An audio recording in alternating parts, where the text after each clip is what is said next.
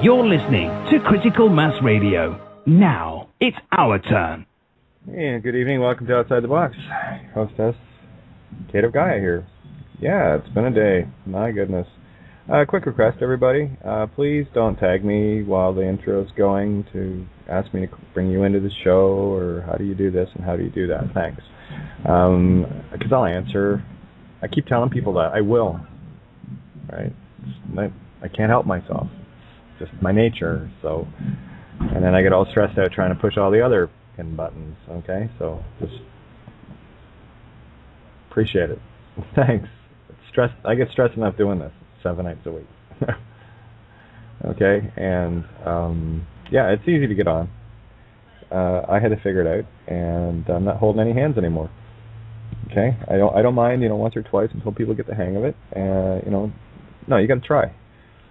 I've got a very limited computer. I can run entire shows with it, so make the effort. I'm not going to hold anyone's hand. I know it's great and everything, but one, I can't control the mute on your end, and I've had too many interruptions with people jumping in, midstream, and it's.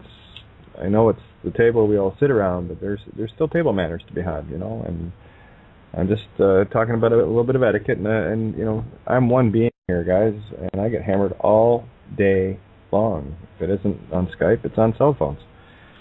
Trying to take care of this and that and the other, and it's like, excuse me, a nice hi, and just that'd be great. But anyway, if there are issues to be had, absolutely, I'll be there. But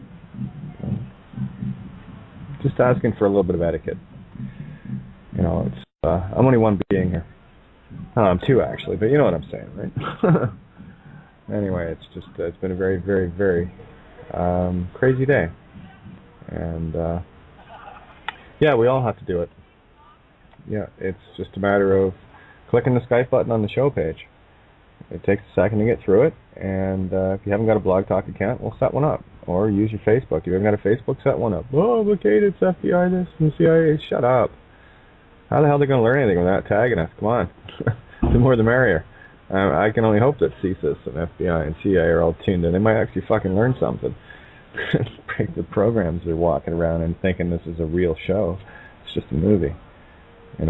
So that's the other side of it too. It's while people are still caught up in the dramas of the game, people just like to here, well, I'll have a drama. I'll drag Kate in. No, you won't. Not anymore. I got a purple vibrating unicorn rainbow chainsaw. And it says no. I'm sorry. I'm going to be a bitch about it. That was one of the things. Someone had just going through some old emails today. I was trying to get everything. Finally, got everything cleared up. And people talking about the free man sovereignty movement. I'll tell you, there's nothing that turns my stomach more than those two terms. Free man on the land and sovereignty, because all it says to me, gimme, gimme. That's all I've ever found with the people involved. They're all looking for the shortcuts. They're all looking for the how to get out of.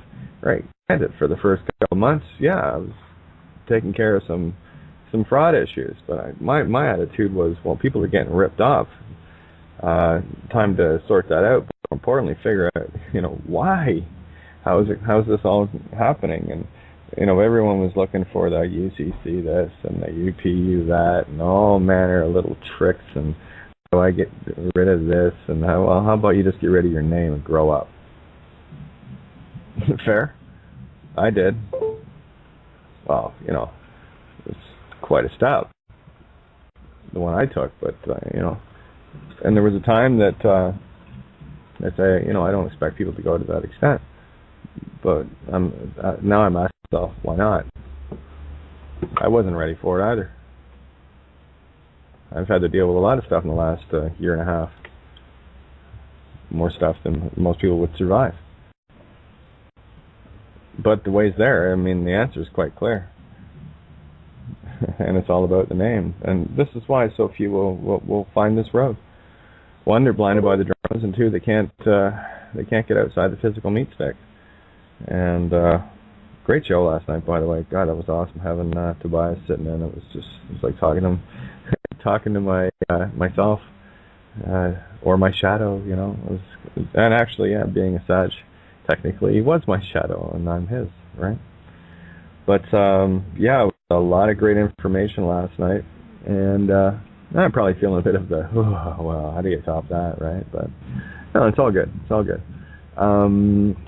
Yeah, getting back to this whole sovereignty free man joke, and that's all it is, you know. And I gotta say, we're at that point. I mean, has anyone been following the allegory of the Obama birth certificate? Did anybody see the allegory, or was it just me? You know, this whole thing of an invalid birth certificate, like they're just throwing it in your face.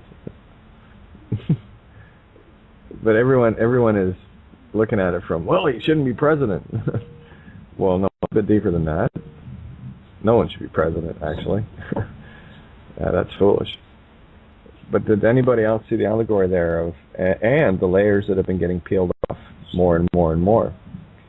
These are the ripples in the universe that you've heard tell of when the butterfly flaps its wings, tsunami travels through the universe. These are the little threads that I speak of that are getting pulled and, you know, rewove into, you know, a different tapestry. And it will illustrate itself there. I mean, maybe I've been lucky and been able to see that ripple effect early on. I got to tell you, I saw that ripple effect within 24 hours of that Judge Bows video. I saw paradigm shifts. And again, I'm not leaning on it. I'm just showing you as a pivot point. Okay, let's really look at it in the grand scheme of things. It was all over. One, they just wanted to test me. That's all it was about. Because one, there was no parking ticket. They never issued one. But they, you know, the whole story revolves around, well, it's because I was fighting. I wasn't fighting anything. I didn't get anything. They just wanted to, you know, test me. You know, so, and I don't know how many times I've said that. People are still, well, you know, it was fun because of the parking. Yeah, shut up. Pay attention. Try not to, well, you know, occasionally take your head out of your ass, take a breath of air, and have a look around before you shove it back up there, ostrich head. You know, so I saw the effects very quickly. I saw an entire system shift. I've seen the Vatican react to things I've sent next day. You know, this is the power you wield. And everyone is still in that drama, not quite seeing it. I get it. I totally get it. Been there. That's the only reason I can speak of this, and the only reason I speak this way is because I was there. I have a contrast. I have the visual of it. I'm just trying to share it. But getting back to the whole Obama drama. See how that works? That's cool. I got to write a song about that. So for me, it was a very clear indication as to the ripple effects of what was going on. I noticed something the other day. The title of it eludes me, but here it is. It's still in the ether because it's a critical piece of the escape route. You know, you must be born again, right? That was the. And that's not. Oh, I'm going to take Jesus into my Jesus. I wish Santa was here to tell that, but anyway. No, it's a whole different allegory, and I mean, you could take all the little you want all day long, and you can, you know, dice it and slice it and boil it and smoke it and do whatever the hell you want with it. The allegory is going to be there. It just depends on what direction you're looking from. Yeah, most of us have been indoctrinated to the point where we can't look outside of think of a horse with blinders. That's effectively what they've done to us. They've turned us into cattle with blinders, and some of us ripped the blinders off and went, whoa, wait a minute, you know. A predator, just to give you an example, predators have their eyes facing forward. Prey always have eyes on the side of their head. You know, the what do you call it? I can't call them omnivores. Hey, the vegetarians amongst the animal kingdom. Yeah, that works. Anyway, the herbivores. That's so that they have a wider range of view. You know, a predator wants to focus on one thing, and of course, us having eyes, you know, on our face, not on the side of our head, we're very focused, and it's easy to indoctrinate tunnel vision. Now, an herbivore with eyes on the side of its head has, you know, 180 degrees on each side. It's only a very small area behind its head that it cannot see. So that's some pretty impressive scope range. Well, when you're used to being attacked all the time, you kind of need that sort of a DNA alteration, right? So how do we change that? Well, we stop rubbernecking. You know, have our head stuck in one direction, looking at one thing, and we start, you know, scanning, much like a radar. Look around you, feel around you. That's even more important. To start getting a sense of feeling around you. Start feeling what's behind you and what's to, behind you to the left, and to the right. And in the trades, I called it, and it wasn't very many of us that developed it, but I always knew the ones that did, because I didn't have to worry about them carrying, 10-foot 2x4s, 2x8s, or whatever, and smacking people upside the head because they had what I called 360 vision. You get used to being on a work site and you start feeling your way around it more than seeing, and that is something that we all have that ability. Are you tuning it in, right? Are you grabbing that particular radio dial and tuning it up as well? And most people don't. They have tunnel vision. They're looking straight ahead, and of course, the way the system has it set up, they've got everything narrowed down to about a 2 millimeter wide slit that you're looking at from 10 feet back, and it's a little hard to see past that slit to see what's on the other side. And what we're experiencing is that's getting shredded, and we're starting to look further left, further right, and getting a whole lot more of the complete picture instead of just little pieces of it. And for me, at this point, the piece that I'm concerned with the most is looking at the allegorical nature of the cause that you are versus, thinking in a physical sense that just because you can't see it right in front of you, it doesn't mean that it's not there or it doesn't happen. You've had too many experiences in your life. You may not have dwelled on them as I have. Things that happen a great way off from you. That your thoughts or your actions via your thoughts caused. And that's a very, very important thing. That's a lot of responsibility, and that, for me, is the biggest problem that people have, accepting the responsibility of the power they wield.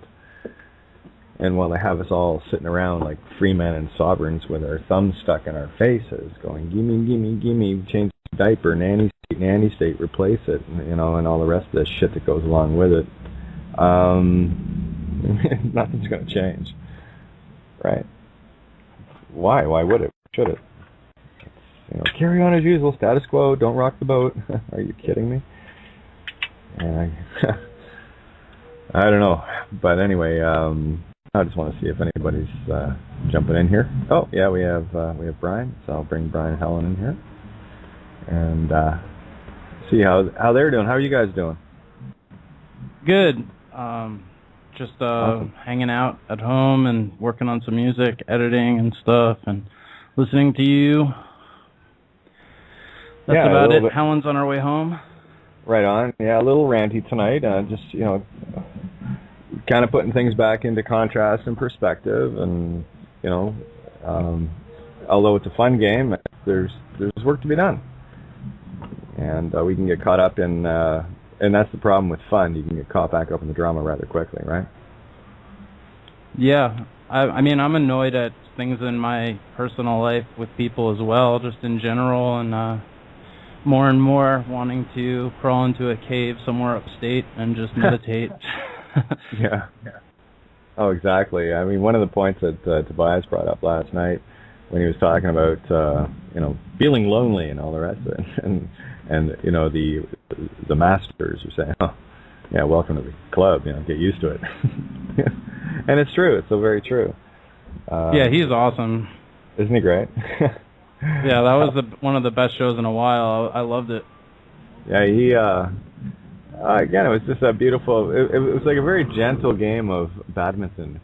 There's the birdie, and it comes back, and there's the birdie. It's back and forth. It was beautiful. That was a beautiful ebb and flow. Just letting things happen. That felt about as close to a studio session musically as any show has. So yeah, good times. But and I got your notes regarding the tunes. Haven't had a chance to check it out, but I will. Oh yeah, so. No, it's all good. I just have a few more days left before I'm back in the studio with a project, so I figured I would send it over. I just took the drums out and sent it back, so you can listen without the other beat in there. Oh yeah, no worries. It was more cool. Like a doom, doom, doom, ta. Not cool. Yeah. If you want, anytime you want, just in the next couple of days, just Skype me up or something, and we'll figure it out. All right, that works for me, and then we'll throw that up and let everyone have a listen. Cool, yeah. Yeah, things you can do, from Toronto to New York. What are the odds, right? Yeah, it's trying to rain here too. It's been sort of doing the on-off thing. I've got an umbrella here just in case. I had it open a little while ago. Gorgeous sunny day, and then all this gray started coming in again. So, what is the allegory? Yeah, we got a lot of stuff going on. Ninja had posted something to me I thought was rather interesting. And where is it? Where are you, Ninja? There you are. And all right, this was on the Google homepage. Giant U.S. government internet spying scandal revealed. More. When it starts hitting mainstream, that's a good ripple. You wouldn't have seen that a year ago. Not on Google, right? So, I'm getting tagged. Just a sec. That's why I gave you the link. On the air. Okay. I'm not thinking this guy's a listener. If you know what I mean. Okay. There you go. All right. Where was I? I love derailing myself. Yeah. There's an example of ripples, and that's the other thing too. Oh, guys, if you have anybody that's talking about, fear of privacy and all the rest, there is none. All right, there's none. Yeah, it's been the same way forever. It's just coming more out in the open now. Well, see, that's a physical aspect. What I'm speaking of is ethereally. There are no secrets. At all. Yeah, we all communicate on the ethereal anyway, so... Exactly. There are no secrets. There is no privacy in this universe. Why would there be? There's only one. What are you worried about? Seeing yourself in the shower? Like, seriously. Okay, I'm taking it to the extreme on the ether side of things, but seriously, think about it. And there it is again. There's that little, fear button manifesting. It's like, well, I don't like Facebook because it's watched. And yeah, great. You should see the shit I post. Oh, by the way, the Aussie government got a dose of Summons of the Dead today. Yeah, I hope they enjoy it. Again, I got lots of auto replies too. That was the funny part, which means we got there and I just like seeing auto replies because it's me giggle. And again, whether or not they read it, I don't give a shit. It's sent, and I'm just using their rule, if you will, when something is mailed. Like when you get a return that says postmaster at whatever, postmaster.mail, delivery failure or whatever. Did anyone ever notice postmaster? Did anyone notice that email has a postmaster? It's still in UPU. That's why I love dealing through it. UPU, in terms of their realm, is the highest court in the physical sense. So of course I'm going to send it through the ether. Right, through the Ethernet. That's why they call it an Ethernet cable. Nothing like firing off your intent through spiritual means, as above, so below. It's a mimic. Everything mimics the as above. Everything physical is a mirror mimic of the spiritual. And as Tobias said last time, he was observing those big red rocks, and and I that's the thing. I look around and I say, look at all the incredible creation that seems and feels so real, and it's just our imagination, right? And there's those same rocks, that contain more space than anything else. Yet they, I think you mentioned they were around 5 tons each. Yeah, that's probably a low estimate. But when you think in terms of consciousness and that kind of mass illusion, that's some pretty potent magic. And the fact is, it's mostly space. It was calculated by a number of scientists that if you took all the perceived matter in the universe, it would fit into something about the size of a pea in terms of atoms. It's not very big, eh? And then you look around and think, well, how could that be? Well, it's because the illusion of the atom is that it's you think it's a solid. It's not. It's a vibration. That's all it is. It's just an energy vibration, and held in place by consciousness.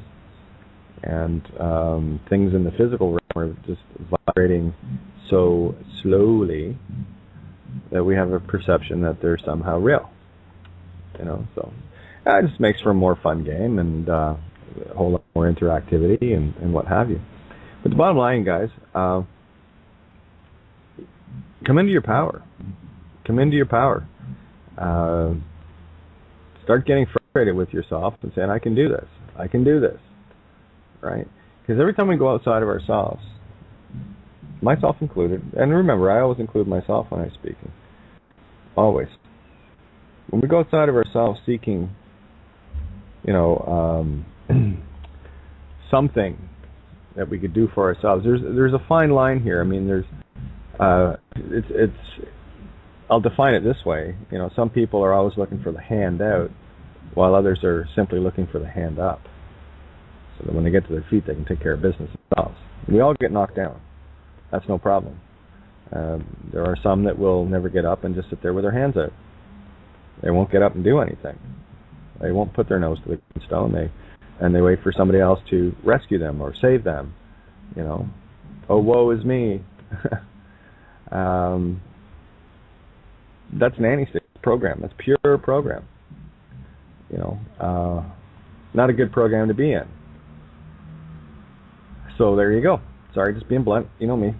That's just the way I fly, the way I float, and the way I roll. So where do we want to go tonight? Let me see. I was on Facebook a little bit earlier. Is everyone having issues with Facebook as bad as me, or is it just me? Like, unbelievable. Rory, thank you so much. Your posters just rock. You've got one I shared it on Facebook. It's got the Matrix background, like from the movie, and a door open, and through the crack of the door you can see the Emerald City. Very creative. I love those kind of things. For those interested as well, I posted all the email addresses on Facebook of the ones in the Australian government that I emailed the summons of the dead today. I like to send it to all the graveyards around the world. I think you also call them governments. They're zombies. They're walking dead. They don't realize it. The whole planet is.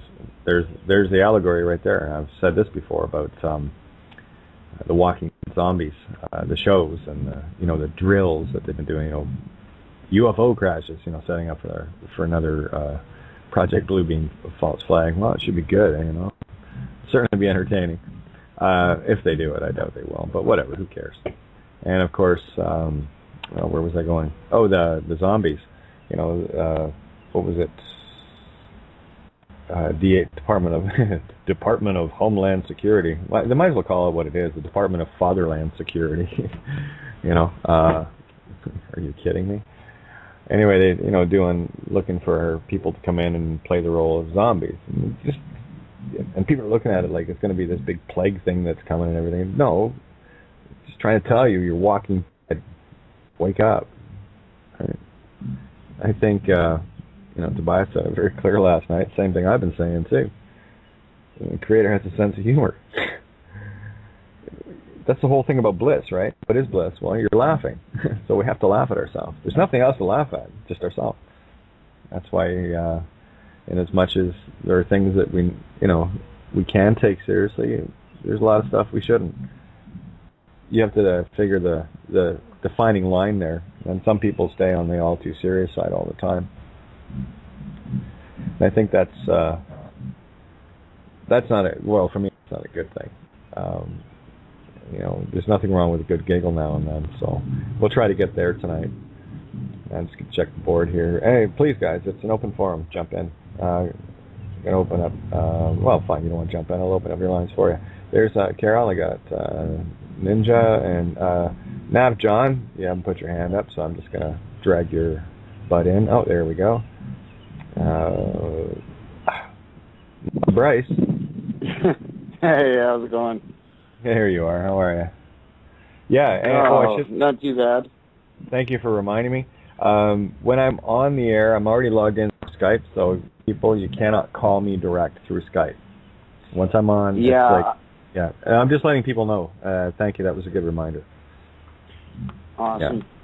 Yeah, my phone was, of course, I was trying to phone in and it kept saying the phone number was invalid, and then I shut my phone off and it worked. Yeah, sometimes I have to take the battery out of my phone, and I've got an older BlackBerry. It's from 2008, and people say, "Get a new phone." I said, "Why?" See, look at whore. Got to get the latest iPod. Got to get the latest iPhone. Got to get the latest BlackBerry. Got to get the. Shut up. It's a phone. Yeah. Oh yeah. I don't find phones. Technology is. I'm just trying to keep up.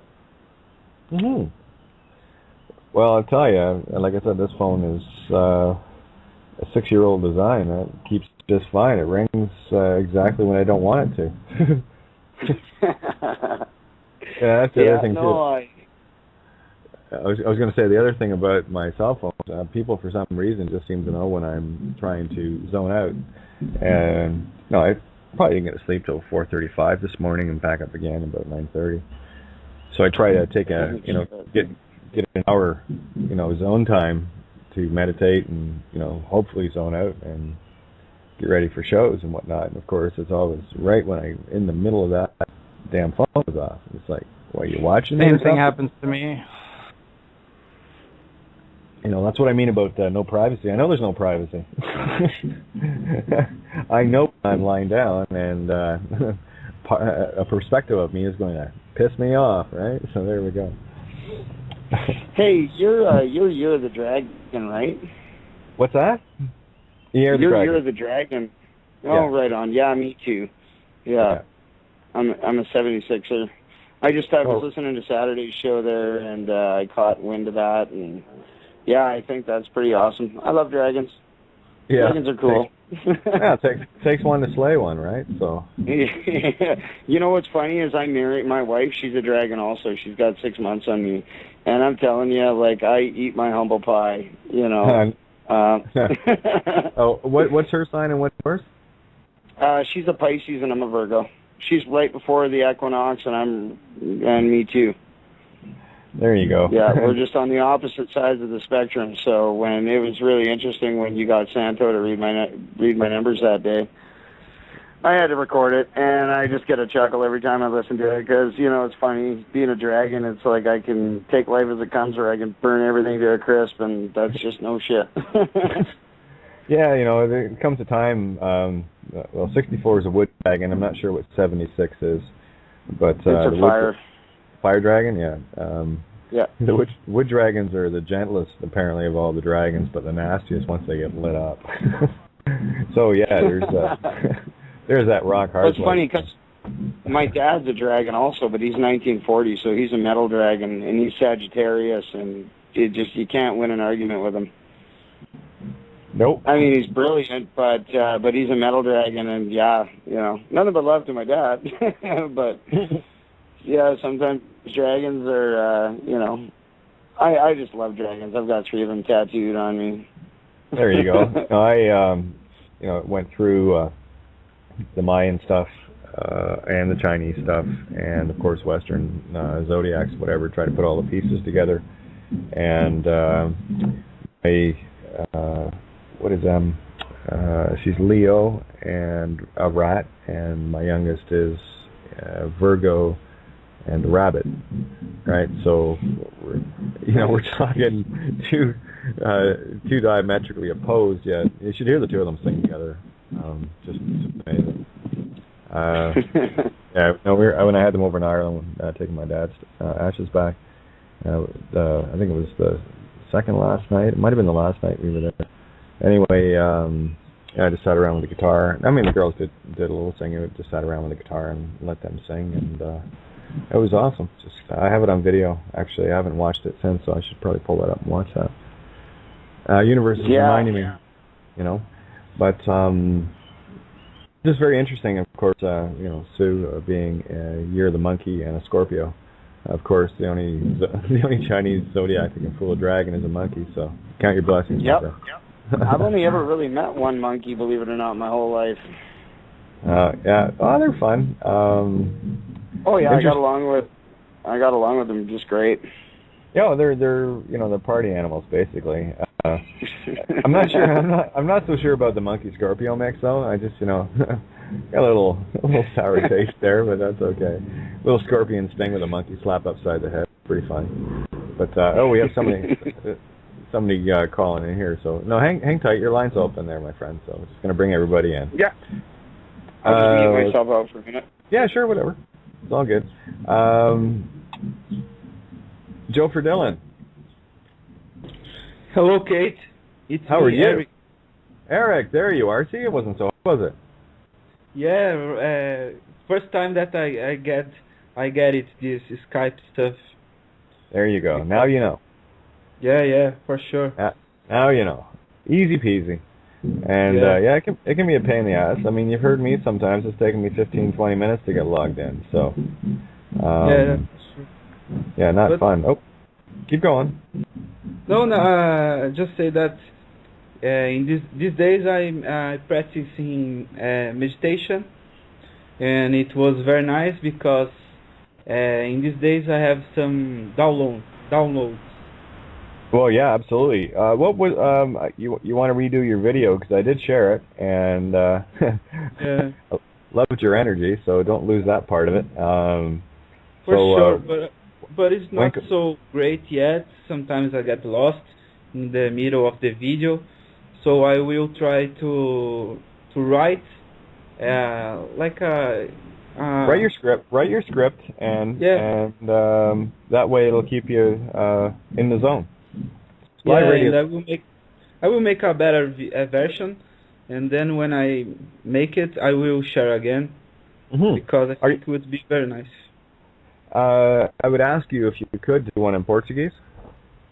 In Portuguese? What? See? Do one in Portuguese. Yeah, for sure, I will do it. Okay, that one you'll get. Why don't you do one in Portuguese first? And that way we can get it out and start helping out our Portuguese-speaking brethren and sisters, okay? And that'll help with a little bit of confidence, too. Your English is great.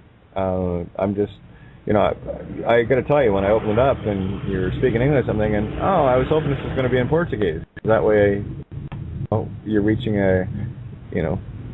Portuguese-speaking people, you know? Yeah, I want to reach Portuguese and international, because the video is to boycott the World Cup and the next events here in Brazil, because it's kind of a creative idea to not, like you always say, not to confrontation with chaos and violence, but instead make a good idea, a bulletproof idea.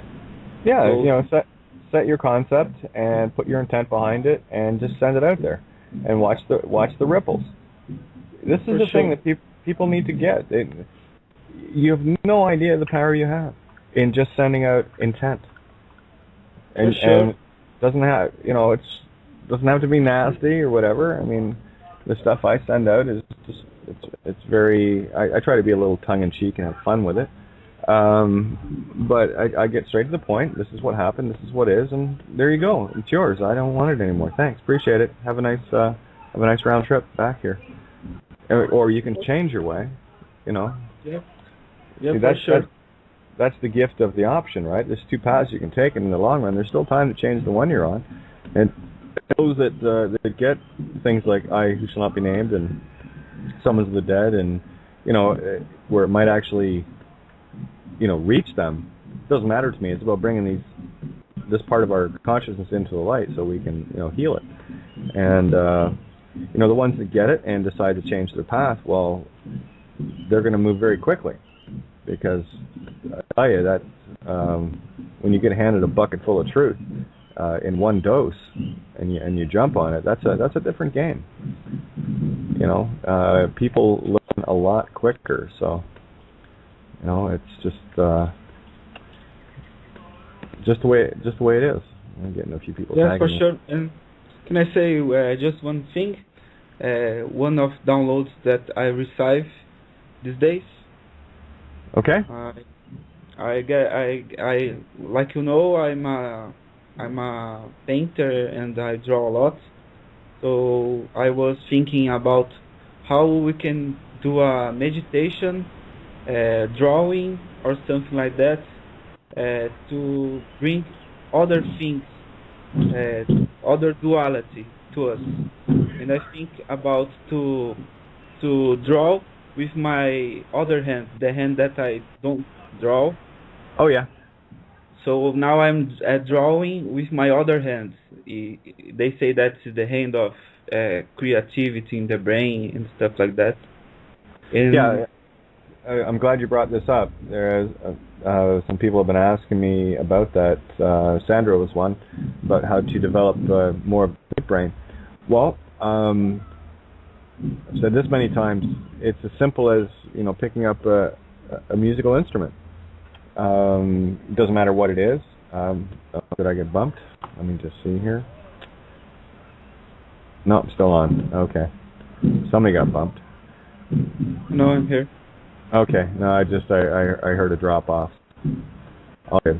Anyway, yeah, it seems we're okay here.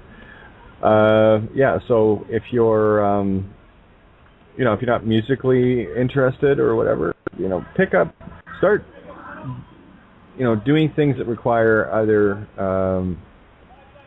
well, not either, but that require both hands with a leaning on the left. I mean, it's one of the things with regards. Yeah, I'm drawing with both hands, and I don't know if it's like a download for me. They pop up in my mind.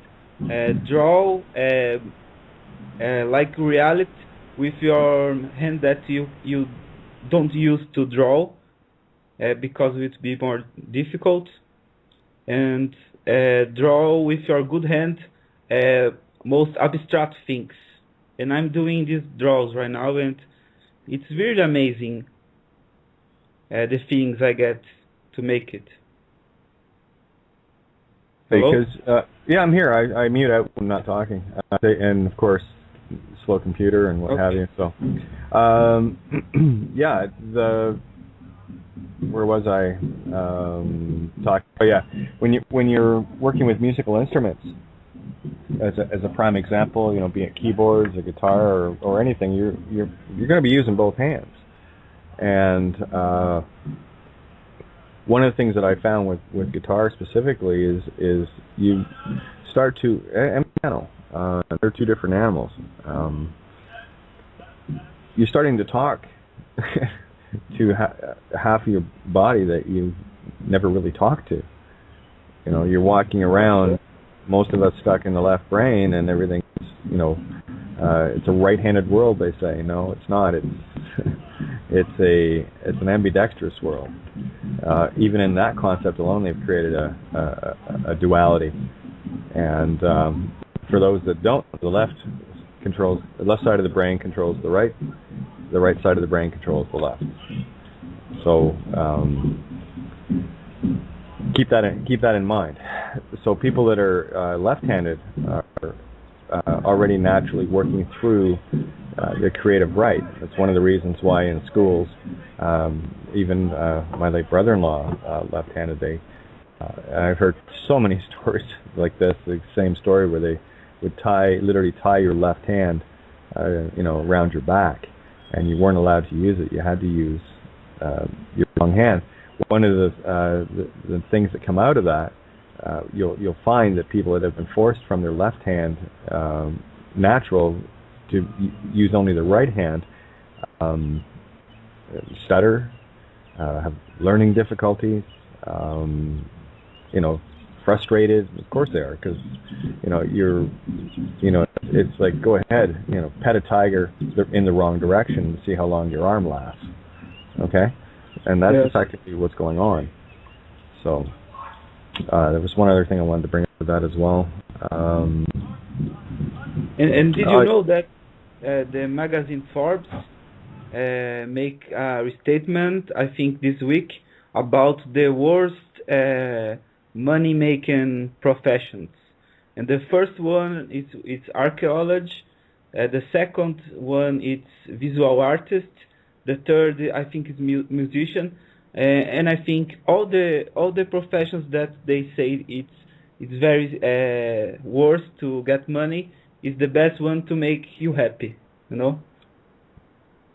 Well, agreed. And again, when you're dealing in any of the arts, it's typically not the artists that are making the money. It's the ones that promote their stuff and parasite off them. Like take record labels, for example, or art management companies and what have you.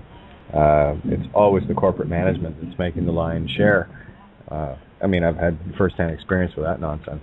Oh, they tried with me. I just wasn't going to bite. So I got a lot of drums going off in the background here, and just a little bit distracting tonight. So there you go.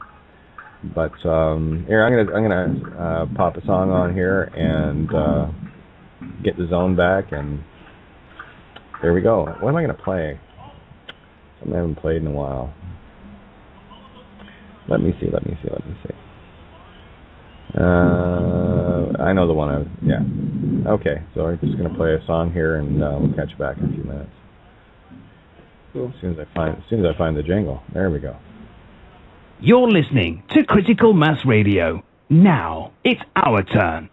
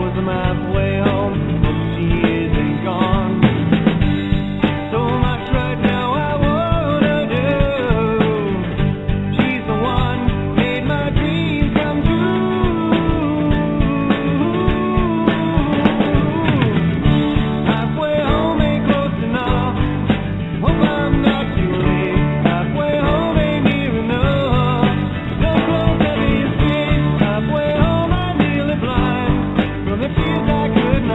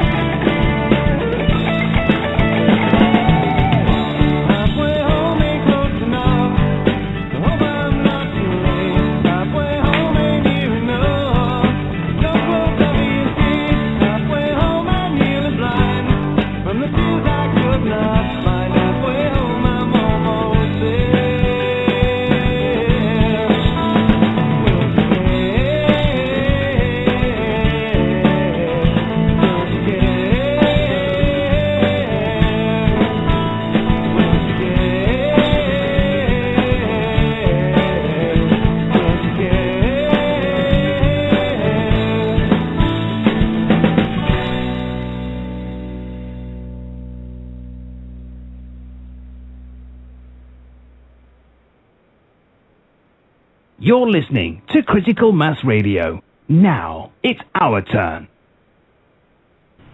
Okay, and we're back. And just in time for it to start raining. Yay! It's okay, I got my umbrella up, so I'll do my best. Anyway, yeah, just, sorry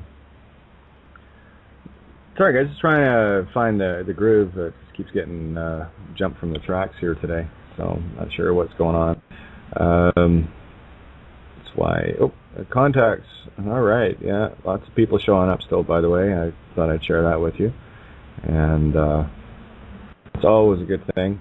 There's just an indication of the tsunami. Miranda, I got your line open. Are you there? I am, Sweetie Pie. Right on. Hello. How?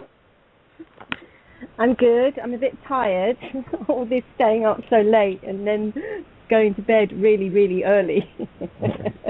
Oh, I hear you. I think I'm just going to spend the 2 hours tonight and call it a night early. I think that's my way of taking a break. Yeah. Instead of going into the rollover. What's going on tomorrow? We got the show tomorrow night. I'm not doing the webinars anymore, not for a while anyway. I'm not sure if I will go back to doing them. Just a lot of workload. But did you get a chance to finish any of the lectograms you were working on, or? I haven't finished any of the lectograms. I did write down what I dreamt about last night, and remember we were going to see what we got and stuff. And I had some quite interesting stuff. Do you want me to share?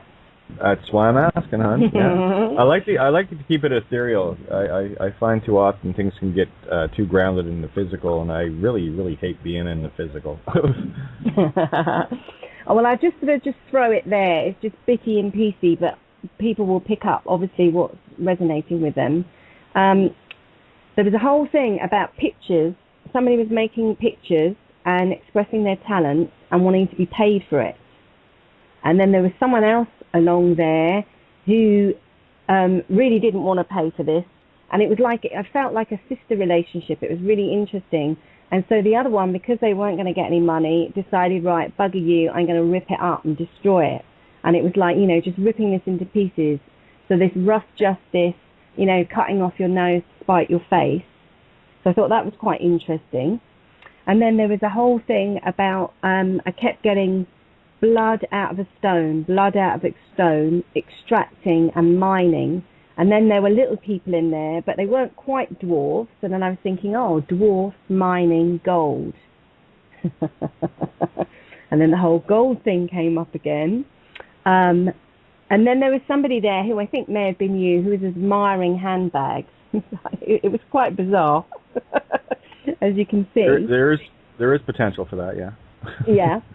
Definitely. And then there was this feeling of we were all in a woods and we were being cordoned off and being steered or forced, shepherded to the right-hand side, which I thought was quite interesting. I was going to get your take because I couldn't remember the significance of the right.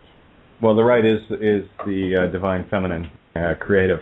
And, we have been pulled so far to the left in the pendulum with the masculine, patriarchal, that's literally thrown creation completely out of balance. That's what we're dealing with here, is we're trying to get creation back into a balance. So that totally makes sense. Keep going. Yeah, so that was feeling good. And then there again was this whole sister thing, and it was sisterly unlove. And that the meaning in this was, if I can't get my way, I will be a destroyer. And so even though we are going towards the feminine thing, there's this really sort of trickiness of being sisterly in the right way and not damaging it and then becoming, some psycho bitch wanting to destroy it. That was part of what we talked about yesterday with the four ventricles of the heart. I see the four ventricles as the left side is the good and evil of the masculine, and the right side is the good and evil of the feminine. See, because people can get lost in the duality of masculine, feminine, good and evil, but there's a duality in everything, right? Even the masculine and the feminine, yeah. So that totally makes sense. Right, so that's where I got to, and then I went to make my morning drink, which I have like hot water with some Celtic sea salt, and I crushed the sea salt and I put it in my glass, and then I add my hot water, a bit of lemon and some ginger, and I was stirring it with a spoon quite frantically, and as it was spinning, there was this mini typhoon of salt spinning around inside the glass. I thought it was really interesting. I thought instead of like normally you get a typhoon outside, don't you, in the air, this was an earthy one made up of salt inside this water. And then I thought, this is a vortex. This is a wet typhoon. Kansas, we are on our way home. And then it pulled in all the Dorothea, Yellow Brick Road, and the fact that I was stirring and re-registering and re-gesting.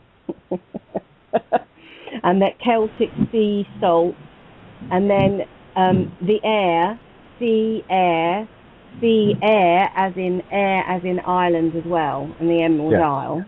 Yes. So I got to there, and then my memory of the Bible when I was a child, of the cleansing of feet, and I went and got my childhood Bible, which I was given when I was 9 by my mum, and it isn't actually a Bible, it's stories within the Bible, and there's really lovely pictures, and I can remember all the pictures from when I was very young. And I opened it up, and all I can remember when I was young about the Bible was people were always washing other people's feet in oil. And it just made me think, that's really weird, why would you wash somebody's feet in oil? Oil is sticky and slimy. And then I realised, no, they were washing them in liquid gold, it's we. And that's why it was so scented with the myrrh and the frankincense. Yeah? And then I went, we 3 kings of Orient are. And I realised that they were we kings of Orion. And they brought the baby liquid gold, frankincense and myrrh. Yep. And then isn't it interesting? Sorry, yeah. I'm still formulating. Keep going.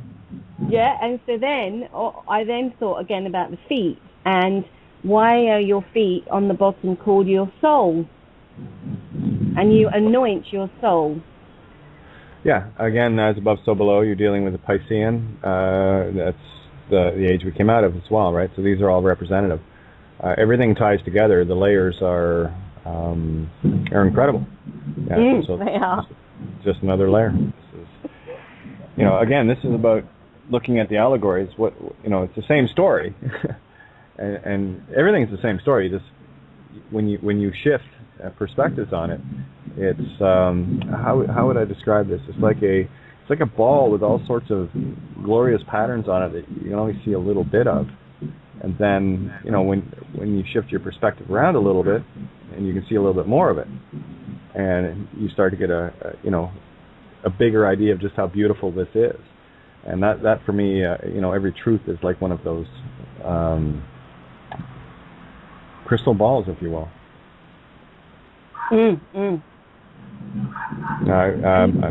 Go ahead.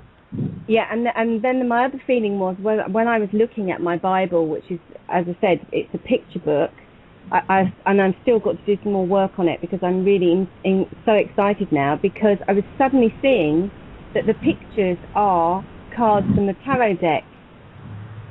There was the Empress there, I think it's the 4 or the 5 of pentagrams, where the guy's working as a carpenter, but he's not realising all his worth, and the coins. Absolutely fascinated that more or less these pictures are of the tarot deck. And then I thought, actually the Bible is a tarot deck. Yeah, it's all astrotheology. The one you're referencing would probably be Wayland in my deck, which is the craftsman of the gods, potentially. But yeah, they're all the same story. And the Bible is astrotheology, and tarot, of course, is astrotheology, right? You've got your 22 major arcana, right? So there's your catch-22. And what I have been noticing, I go back through and look at it again from the allegory of the cards that we've been through. The tower, for example, number 16, I saw that representative of the lightning strike on the Vatican, right? And the crown fall. Yeah. Now in the Rider-Waite deck, the picture is a lot clearer with regards to the crown falling and everything else. My deck, it has 2 dragons fighting, and of course the tower ablaze. So, there was card 16. 17 is the star, and we had that comet come in right at the same time. And so I was seeing an allegorical in the now representation of the cards going in sequence. Right? So, and of course 18 is the moon, 19 is the sun, 20 is judgment, which effectively the summons of the dead for me, that's what that represents, the balancing of the scales. And then of course the last card of the deck, 21, 0 by the way is the Fool, that's why there's 22. But the 21st card is the Giant Stance, which is the universe. And in the background it has the Divine Feminine dancing in the foreground, and in the background it has Stonehenge.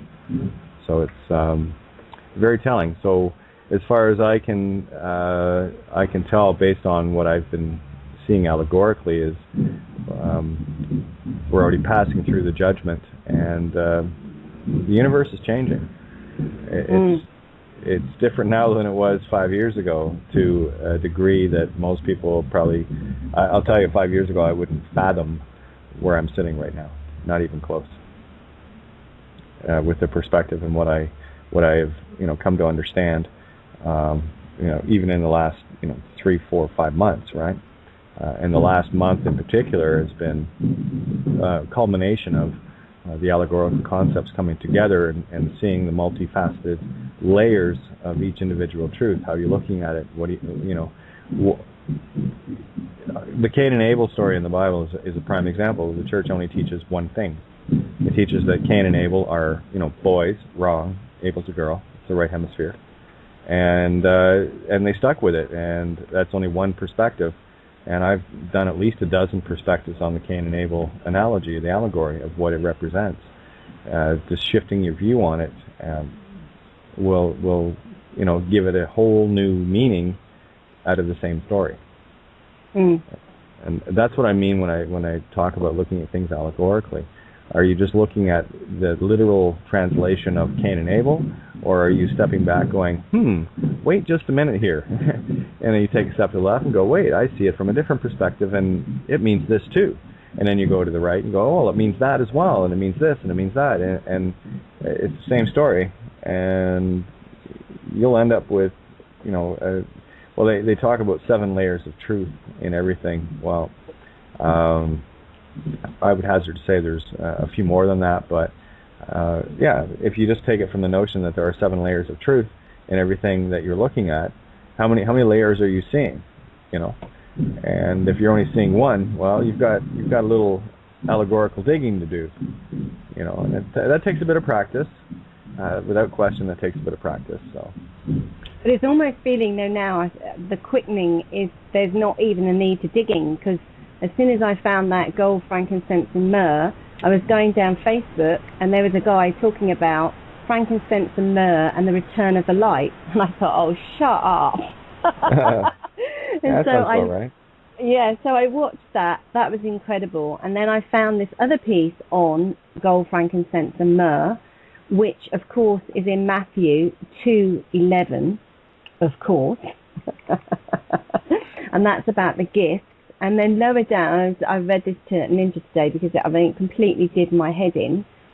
Further down, it says there are lots of mentions of gold in the Bible, yeah? Where is it? Gold appears at the beginning of the creation in the Garden of Eden, and the name of the first river is Pishon, spelled Pishon, Pison. Yeah, I remember that. Well, in Ireland we say take a pish, right? Yeah, take a pish, yeah. It flows around the whole land of Havilah, where there is gold. The gold of the land is good, and that is taken from Genesis 2:11. and it was the New Jerusalem is made of was made of at the end of this creation. The material of the wall was jasper, and the city was pure gold, like clear glass. Now, no gold I've ever come across is clear like glass. The only sort of gold that I know that's clear like glass is liquid gold. Yeah, agreed. Absolutely. Did you mention leaven? No, 2:11. Oh, 2:11. Genesis 2:11, yeah, and Matthew 2:11 as well. Ah, okay. And I was thinking two spirits. No, I'm thinking of the, yeah, absolutely. I was thinking of the leavened versus unleavened bread. So I got to go dig that up and see what allegory I can dig out of that. You know, that's what I'm trying to get across to people too. Like last night, Tobias, when I said lose the fear, you know, he got Lucifer, right? Lucifer. Yeah. Luciferian, right? So there's another layer on the same word, you know, lose the fear. What is it, right? So, yeah, if you're paying attention, like you were saying there, you saw, you know, frankincense and myrrh, and you followed your nose. You follow your heart, you see. When you follow your nose, right? Has anyone ever seen the Fruit Loops commercials? No. From years back, Toucan Sam, and it was this, you know, their icon. Yeah, you can Google it or go to YouTube and look up Fruit Loops Toucan Sam, and you'll see what I'm talking about for those that are less than 100 years old like me. And have a look at it. But the commercial, and it always stood out for me, right? This bird be flying around, follow your nose. It always knows, right? And I'm talking about Fruit Loops, all the different fruit flavors, right? So when you connect the dots of, well, the nose is attached directly to the heart, and Ninja touched on this yesterday on CMR on the main show. And when you understand that the heart is that's your intuitive, that's your feeling mind, the one that is 10,000 times more potent than the one in your head, you know. Yeah, that totally makes sense to me. So when you're looking at trails, word trails, or, you know, resonant phonics, things that, you know, catch your attention, things that matter to you, there have been instances throughout each one of your lives that has been recurring in an attempt to go, hey, this is your clue, can you see it? And instead of just going, oh, that's odd, I keep hearing that word, or I keep seeing this picture, or have a look at it. Ask yourself why. Why are you seeing that? What is the allegory? What is the message there? What is the relevance to you? Because it is extremely and totally only relevant to you. You know, we're dealing with one story overall here. In the beginning there was the word. Not the story, not the sentence, not the page, not the book. The word. We got pretty creative with that. Look at all the stories we got out of it. You know, and it was just about changing perspective on it. So, if there's something that you see that jumps at you and makes you smile, oh yeah, that's your cat in the Matrix quivering. There's your been there before moment, deja vu. There's another one too, deja vu, critical. If anyone doubts alternate timelines and has experienced deja vu, you might want to reevaluate that. Where does the deja vu come from? Of course you've seen it before. Those are the pre-sent breadcrumbs. And for me, I look at deja vu as a timeline check. One of the things that, see, and I do this on an equal and opposite perspective. To me, deja vus can be good, and they can be bad as well, in that, okay, well, I don't want to be following the same timeline. Because if I'm experiencing too many deja vus, it means I'm still on the same timeline. Yet, at the same time, I can look at those and say, okay, well, what are the pieces I missed last time around? Right? So, again, just be mindful and be in the now moment. I was talking with Bryce last night. We brought up the Way of the Peaceful Warrior. It's a great movie. Great movie to watch. Get in the now moment. You know, start becoming aware. Here, I'm going to make everybody aware of something they haven't been thinking of. Can you feel the hair on your head right now? How about the weight of your body as you're sitting? How about the temperature of the room? How about the little nuances in sound around you? How about if you're wearing headphones? Do you just notice the headphones on your head? What about if you're wearing a ring? Can you feel the ring you're wearing? All the things did you just sense your heart beating? When was the last time you thought about your heart beating? What about breathing? Become aware of breathing. Can you smell the room? These are all now. These are the Zen moments. And this is what meditation is all about, is getting into that place where you can experience now and shut up and just listen. And that's when the divine right's going to crack open. You just sit and wait at the door to the right, okay? And it talks about this a lot in the Bible.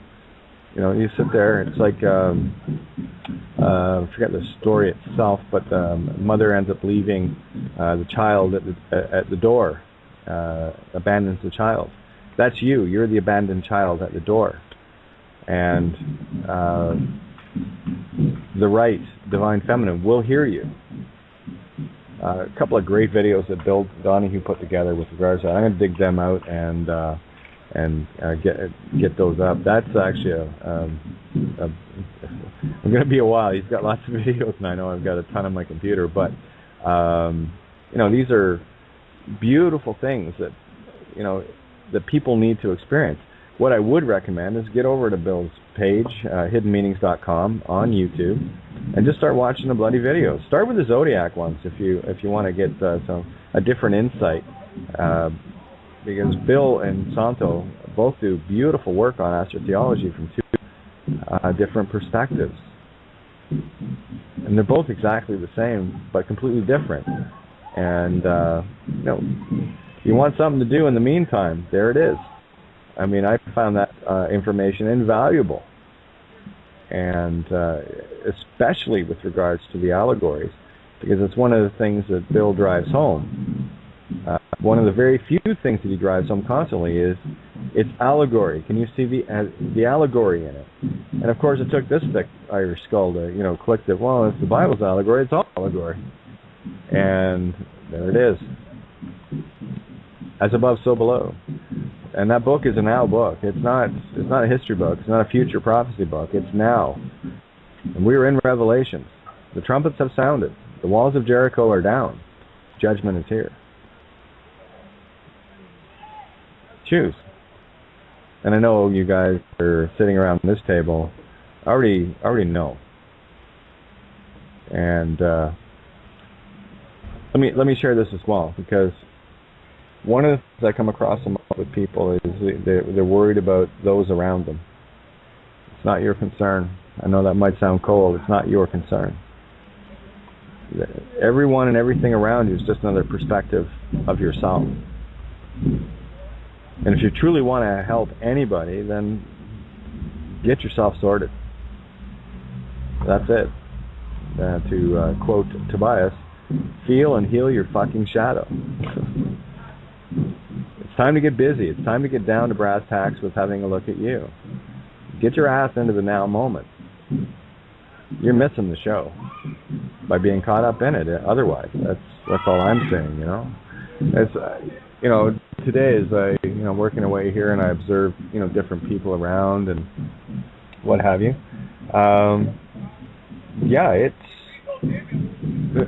It's frustrating, and you just want to help everybody. I know that. If you weren't in that mindset, you wouldn't be tuned in here. I know my heart. That's why you're here. I know my heart. You know yours, and you know mine for sure. So the rescue divers, all of us, we just need to swim away. We just need to be the light, hold the light. Enough of the fist fight and carrying out the dead nonsense. That's why I write the stuff that I do, and that's why I write it tongue in cheek. I'm trying to inject a little humor into their criminality. Creator has a sense of humor, writes in prose for himself, herself. So why not? As above, so below. I can do that. But be heartful. Don't. It's a movie. Just a show.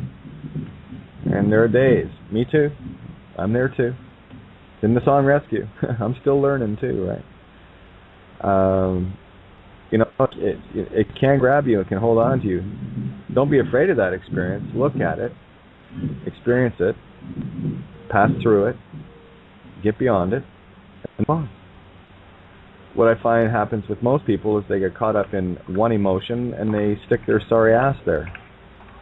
You know, be it anger, be it, you know, jealousy, be it whatever the case may be, guilt, and they just hang out there. And they can't confront the world. They can't confront anyone or anything around them. How the hell are they going to confront their own mirror? They can't. They can't look in the mirror and honestly say there's something that I need to fix. They're too busy blaming everybody outside of them. They're too busy going, well, you know, I'm angry at you because. Okay, well, how about you look in the mirror there? Why are you angry at you? You see, one of the things that I have observed over the years, and it's always been the same way, those that will not confront you, it's not because of something you've done to them, it's because of something they've done to you. They don't want to confront their own nastiness. They don't want to confront their own evil intent, be it whatever it is. Take, for example, people that won't even look you in the eye. What are they hiding? You know, if they can't even look at you, they most certainly can't even look in their mirror. Not in any way different than just being vain. You know, so little clues, little hints, and this way you can start looking at yourself. You know, if there's something that you are not comfortable confronting and want to avoid, well, best you start sorting that out, figure out what it is that you need to fix, what it is that you have done to another or a group or whatever the case may be. Kate? You know? Yeah.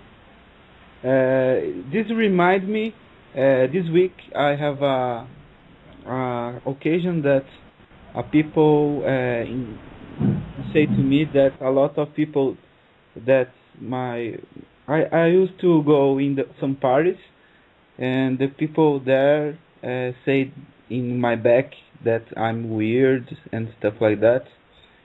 In the day I get a little upset, but right now I'm thinking I don't give a fuck because hey, Eric, you're not weird. You're downright zany. Welcome to the Misfit team. Yeah. There's nothing you're doing that is normal in their eyes. They're stuck in the program. You know, so here's a rule that I follow. I cannot be offended because I don't give permission to be. People will be who people will be. And all you do is just answer it with a smile. Of course, I'm fairly handy with the Irish sarcasm. Been on stage too long. I can throw some interesting comments at people to mirror the effect that they were trying to create. I'll just throw it right back at them and smile when I do it. That's the little chainsaw. And you know, again, it's when people do that, that's just a sign of a program. That's just a sign that they're seeking the nanny state comfort of the group. You know, that's the same effect they have with cops, right? You know, the cult of the cops, the cult of the lawyers, the cult of the judges. You know, birds of a feather flock together, right? I mean, you won't see a cop walking up to, you know, a group of demonstrators all by himself or herself. No. They're only comfy in their little gangs, right? And you know, the bigger the gang gets, the more abrasive the individual gets. You know, the old standard rule holds the task, though. You know, if you want to take care of business, you take care of the lead bully, and to ridicule them. That's the ones I always picked on. You know, and of course, I'm not that big an individual, but it doesn't matter. I can. Well, Ninja's got her blades. I've got mine. I can cut people down to size right quick. It doesn't take much. You know, seen a couple of guys pull up today in a convertible BMW, and you know what I wanted to say? This was across the parking lot. This is what I'm thinking as I'm looking and says, oh, Penis too small? For You know, sure. there's your All around the allegory, world, right? You know, you want to destroy sports car sales? Well, you know, start putting out, hey, Rory, here's a poster for you. Get a brand new Ferrari to make up for the size of your small penis. Girls will love you anyway. You know, that kind of thing. And you can put, you know, Porsche there. You can put Ferrari, you know, Lotus, whatever the case may be. But have some fun with it. You know. Anyway, there you go, Rory. It's, you know, penis size an issue. Get a Porsche. She won't care. Yeah, she will, actually. Yeah, but that's the whole allegory of replacing those things that we are missing in our spiritual lives with material items. That's why those that are seeking the wealth and seeking the fame and the fortune and all the rest of it are the most degraded of all beings. Because they've absolutely lost the concept of who and what they truly are, and they're replacing it with, you know, matter that is created, right? That's taking on the role of slave versus master. That's taking on the form of created versus creator. You know, but I created the money. Well, no, you didn't. No, you didn't. Well, you know, yeah, sure, your actions. If that's what you want out of life, great. You better call ahead if you're one of those religiocosis chosenitis types. You better call ahead and see if there's underground parking where you're going. You know, you ain't taking it with you, morons. You ain't taking anything with you. The only thing you take with you, I call them karma coins, and that's what I collect. I collect karma coins. It's good deeds. That's the only you will take with you, good deeds or evil deeds. You know, that's the only time I'll go into a duality, because when you're in one side or the other, you're in a singularity of that direction. You've lost sight of the good and or the evil. It's one of the reasons why. When I speak of good and evil, for me it's about contrasting.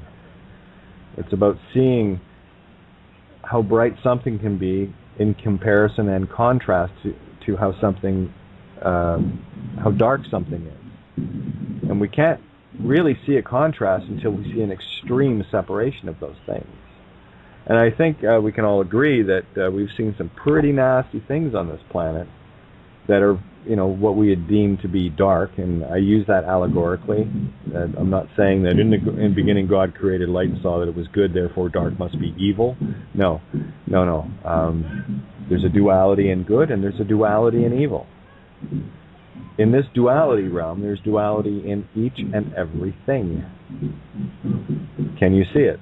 And that's the only question I've been asking people. You know, there's an allegory there. Can you see it? You know, I'll point out what I can from my perspective, and hopefully I've given a few clues as to how I know, based on some of the reactions that I'm getting from people, they're seeing the allegories, and they're starting to go click, click, click. Like Miranda, you just talked about one there with the frankincense and the myrrh. You saw the trail, and you jumped on it. You know, that's what we have to do. That's all we have to do. So, a little note from Patty. Hey, how are you? Yeah, so, you know, how are you looking at things? Are you looking at things through the old physical eyes, or are you looking at them through your new vampire eyes, if you will? How to use a line. Great line in the movie. See the world with your new vampire eyes. It basically says, look at the world from the spiritual side, the side you thought was hidden. And as you move on through this, more and more will be revealed to you. That's why we're in revelation, revealing. This is the time of revealing. We're in the age of Aquarius. It's the time to know things instead of simply mindlessly being programmed to believe things. Right? Step into it. You know, put a smile on your face and walk forward. We've been through the worst. It only gets better from here. I got to tell you, I mean, you know, a year or so ago, a lot of talk about, you know, the Illuminati playing cards and all the things that they were trying to do, this, that, and the other, and blah, blah, blah. And of course, as you know, things were being exposed and looked at and going, ha ha ha, no you're not. I watched card after card fall, not having been accomplished. And these, by the way, these cards were put together in 1995, if you want to see the allegory of the now moment. And I've talked about this a few times. There's a 9/11 card there. Yeah, 1995 was when these cards came out. I mean, if you look through them, you'll see all of the correlations, and you can also see the big fails. You know, this whole London Olympics thing and all the fear porn they were ramping up for that. And, you know, I mean, seriously, putting, you know, gun emplacements on the roofs of buildings? Are you kidding me? What is this, 1940 Battle of Britain all over again, you dopes? You know, it's just a fear porn ramp up. And you got all these little, you know, automatons walking around in their uniforms going, yeah, you know, yeah, that's right, take your orders, silly, and, you know, be a part of the illusion. And all I can have for that part of our...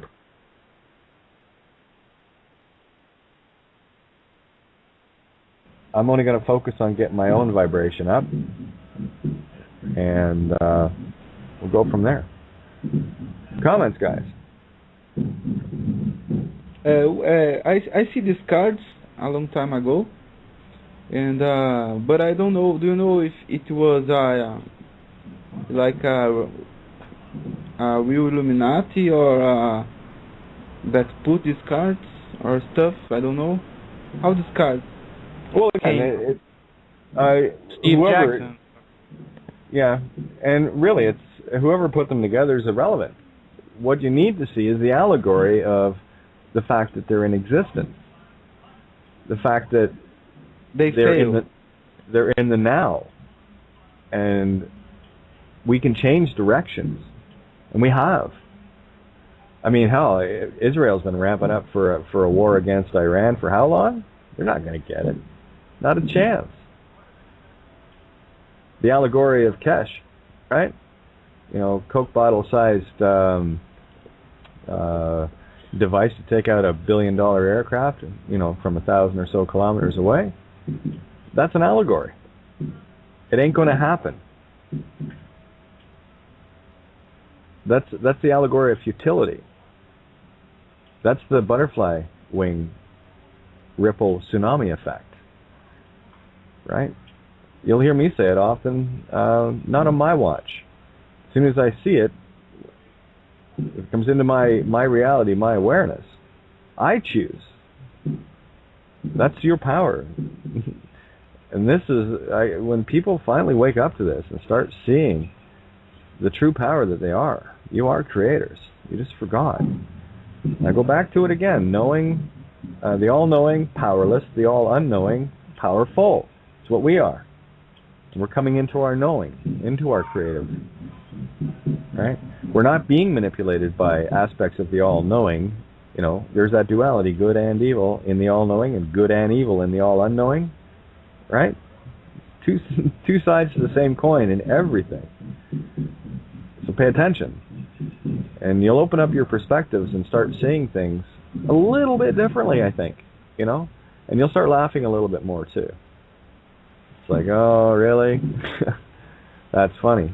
So, you know, all these things that people in these you know, truth or fear porn sites and stations and whatever that are promoting all this nonsense, well, I'm glad for it because it gives me an indication of that part of our consciousness that is in total fear of us.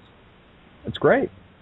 It just shows how much fear they have and to what extent they're having to go, but their hands are tied now. I mean, we went from, here it is in allegorical form. We went from the Twin Tower allegory of trying to destroy the spirit and taking down the Twin Towers in Gemini, the spirit of the Zodiac, and of course, let's wipe out God notion while we're at it with building 7. Okay? Went from that, you know, uber fear-born to a couple of, you know, pressure cooker pot bombs. Are you kidding me? Look at it. Look at it for what it is. That's a pretty feeble attempt, if you ask me. a whole lot less, technical than the one back, 12 years ago, right? So look at it in perspective. Look at the dwindling power and what they can do, and I mean, really, all they've got left are the street minions, cops and whatever, and even some of them are waking up. And here's the thing: the more that they try to keep control, that aspect of us that wants to keep control here and stay trapped in the physical, the more they do this, the more people they're pissing off, and the more people they're waking up. They're destroying themselves. The cat's out of the bag, and she's talking. She's out of the box, actually. Okay?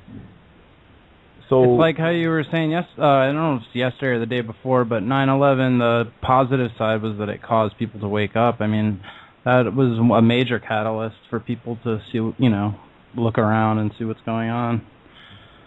Exactly.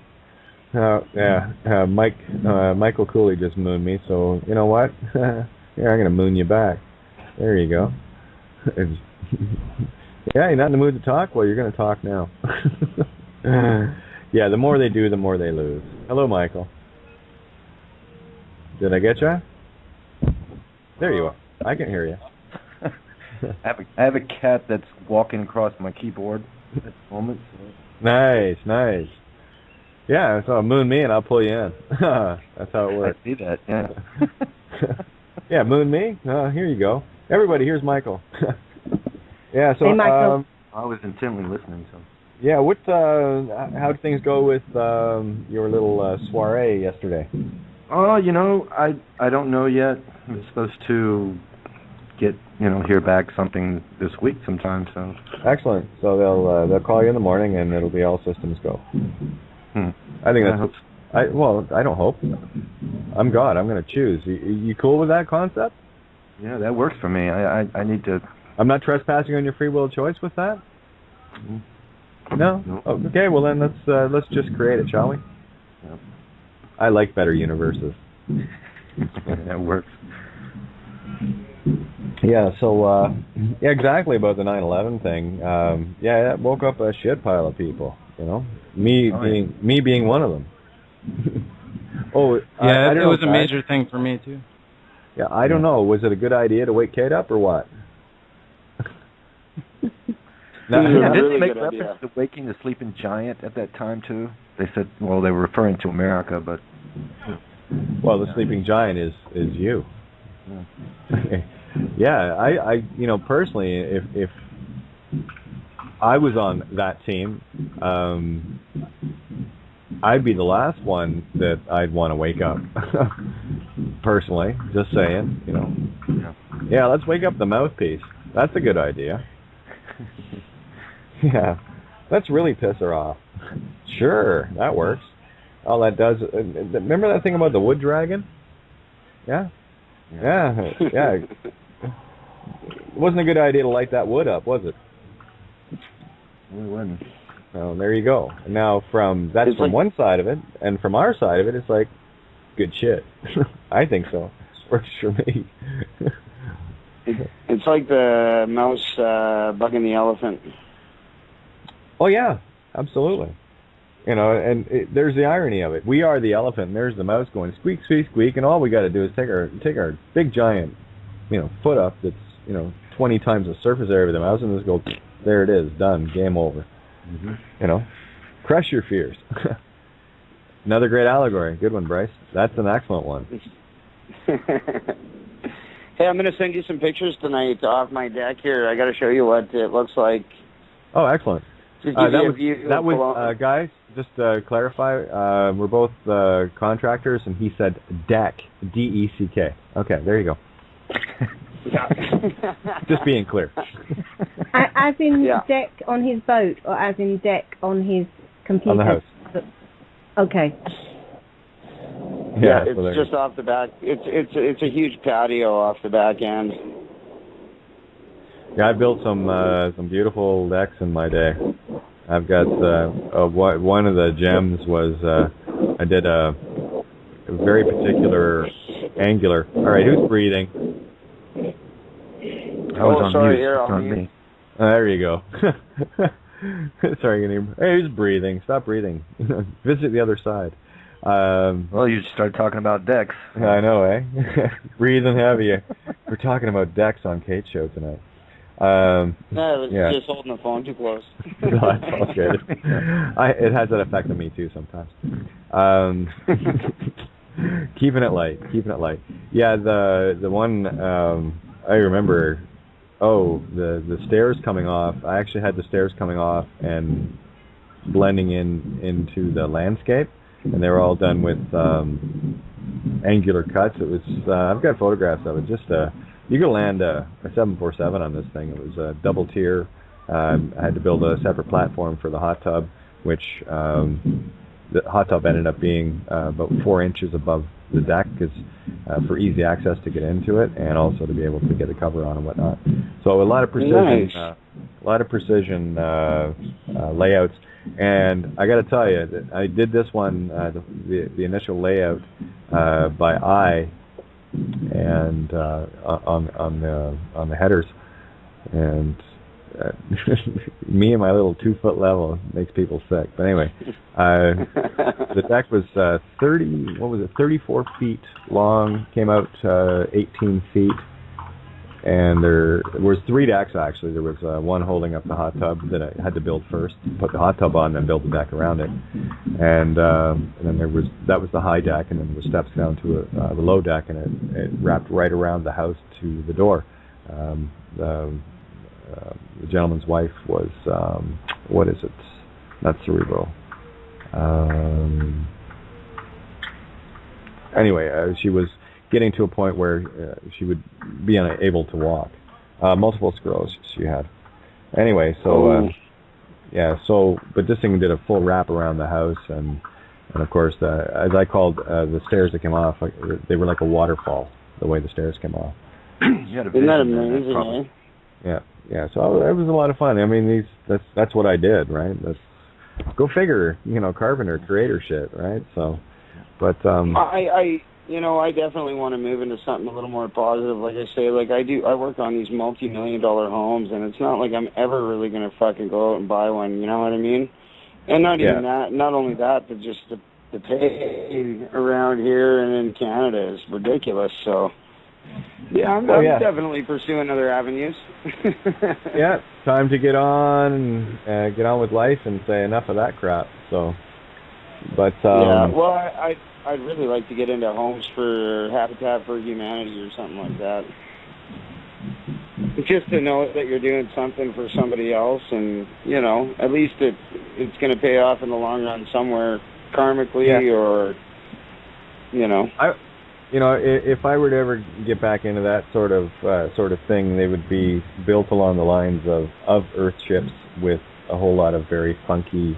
I love angulars and just hard to describe. Things that flow. Architecture. Yeah, things that flow with the surroundings versus building boxes. I hate building boxes. Yeah. Yeah. You could team up with Helen. She's an architect. That was my background. There you go. Yeah, that's what I wanted to do, and then of course AutoCAD and the rest of it. I draw, right? So as soon as I saw computers, I'm thinking, okay, well, we're going to lose this whole drawing with the real old school stuff. I said, So that was what I was pursuing, and I thought, no, I did a few other things, and then I got into building things, and which was very handy because I got tired talking to people that didn't know how to read a drawing. Hand it over to a general contractor, and they're kind of, can you have a look at this? Oh, one of the general contractors I worked for. It was funny last night when you asked me, you're like, what's the first thing you do when you hit a job site? And I just drew a blank. I was like, bring the tools on site. I was going to say something stupid, but yeah, tearing everything out. And yeah, light up the first doob of the day. Yeah. Yeah. No, I'm really cutting down on that. Why? Why? Anyway. Just a wife. She finds I repeat myself sometimes if I get really blazed up. She's like, oh, well. You really got to cut down because you're saying it again. And I'm like, okay, well, I obviously got to get it off my chest, so. There you go. Just go find a dark place to do it. No, the first thing you do on any job site once you're there is you demolish the old, and that's how I see the system. We've got, here's how I see going right back to the sovereign free man movement, OPT and all the rest of these groups that are trying to solve, all their problems with the system within a system that was never designed to be solved. It's madness. It's absolute insanity. And you're going to keep spinning. There's the dragon eating its tail constantly. It'll keep you spinning, keep you in vengeance mode, keep you in gimme mode, and you owe me, and just because I'm standing here in my life exactly where I am doesn't mean that I'm responsible for it. Kind of mentality. Yeah. So it's about taking that full responsibility back. The response to give life, to re-give life ability. That's what responsibility is to put the life back into yourself instead of crutching and clutching onto exterior things.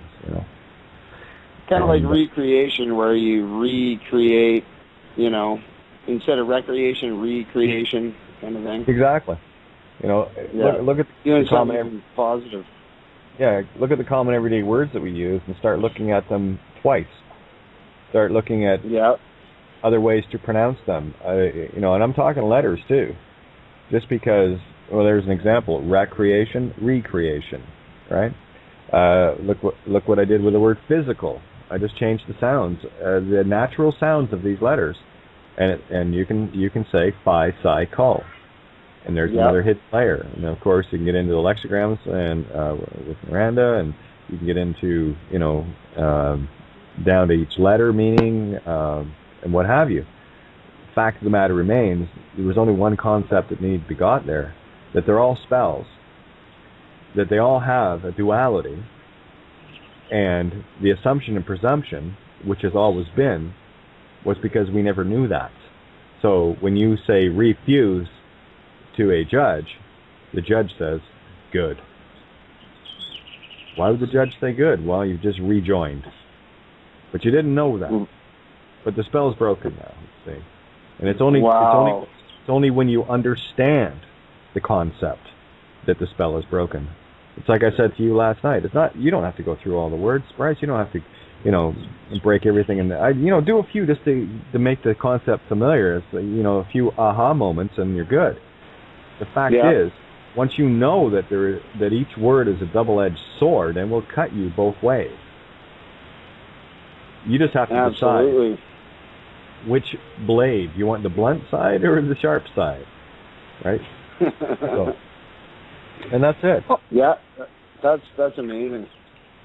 Today I had a bit of a eureka with a word. I think I mentioned it yesterday to you guys, of the word today. And if you change it and put a number 2, so that you can have 2 choices of a day, 2 days, and same with tomorrow. You've got tomorrows. And then today, when I went to my cranial lady and I was lying there and I was a bit out of balance, I was saying this to her about today and tomorrow. And I said, and also there's yesterday. And then I thought, no, it's not yesterday, it's yes today. Brings you actually to the real now. Well, and there's the ye. Let's break it again. You're absolutely right. Let me show you how you can be right again. Ye stir day. Give you some layers here. Ye, you. Okay, stir, divine feminine creative essence, spiritually. Day, Latin for die. It's a good day to die, is it not? It's a good die today. It's the same word. Day and die. Yeah. Why do they call it day iti? That's the day I love. See how many layers are there? That's crazy. Yeah. Right? So don't assume or presume any definition at all. Know your intent. That's all you need to get the concept of. What is your intent? No, this is what I intend with this word when I speak it now, but you've got to make that choice. This is not willy-nilly. You want the sigils broke, that's what you got to do. He said, okay, I know that all words have both equal and opposite meanings, and I know that in common speak, I am understood thusly, but in other speak, I am assumed and presumed otherly, okay? So you make the choice. I choose what my intent is. Every word that comes out is in the affirmative intent that I have chosen. No other will trespass on that. Sigils, spells, busted. Speak freely. For the first time in your existence. Oh, it will be. You know? There's a great word to ask. What do you mean by refuse? Do you want me to rejoin or to say no? What is your, I need to know your definition of it. What are you assuming and presuming of it? Because I'll tell you, when I use the word refuse, it means fuck you. Okay? Yep. just so we have an understanding. I know that words mean the equal and opposite. Okay, tricky. I got you by the short and curlies. Yeah. Tug. Ouch. I might throw a golf cleat boot in there too. Careful. Chainsaw's lit. Just saying. No, I like handing intellectuals their ass, personally. That's generally what they're thinking with. That's why they analyze everything. Right? Me, I choose to show some light on stuff. That's it. Pretty cool, though. Yeah, I'm definitely trying not to overthink things these days and taking life way more kick back. I mean, I was stressing out for a few weeks over nothing. Yep. Now I'm just giving my mind a break and, catching the shows and just relaxing. Catching the zone. That's all it's like. And the more we start to see, the more ridiculous the dramas become. The little things that we hold on to, and so and so is mean to me. I'm not going to like them ever again. Sure, okay. Is it? Let me know when you want to have your nap time, and I have your bottle warming up for you. That's a good baby. So boo. Yeah. Now grow up. Somebody needs a ambulance. Yeah, exactly. It's like, go get the ambulance? No. Yeah. Cry me a river. Better yet, there's a good one. Cry me a river. That river better be true. Honestly, it's when you really, really start to see the things that we've all been part of and party to. When we see them, we stop.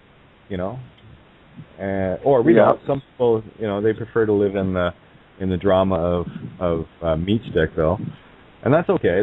They can do that. My choice, not what I would do. Yeah. Just saying.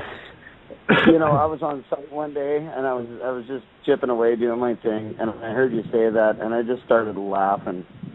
It was just and I started calling my buddy Al. I'm like, hey, Meat. And he's like, what the fuck are you talking about? But it was classic. That's a classic saying.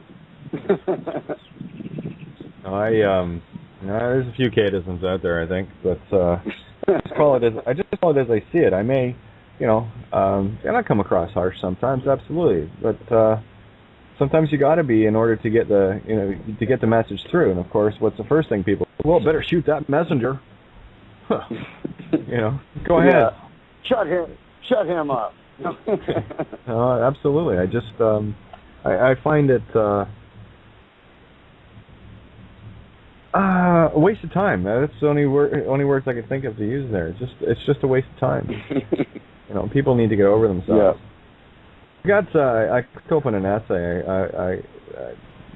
Miranda triggered something with me, so I thought I'd better open it up and have a look at it. I haven't touched on it in a while. It's only going to take a couple minutes to read it. It's not a long one. It's called The Wizards of Oz, and it, tied into the fact that today I posted all those email addresses to the government. Well, not all of them. Probably another 1,000 that I have to, put together. But to the note that I put on it was, where is it? Scroll down, make sure I got it here. For my Down Under Wizards of Oz. Enjoy, Kate. So I thought, well, there we go, Wizards of Oz. And then, of course, Miranda brought that up. So I thought, well, I'm going to share this. And I haven't looked at this in a very long time. So I'm not even sure what's going to come out of it. But I know something will. I'm just following my notes. So just I'll do that, and we'll probably roll past the hour a little bit.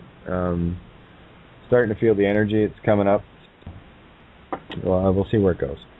Anyway, this is the Wizards of Oz.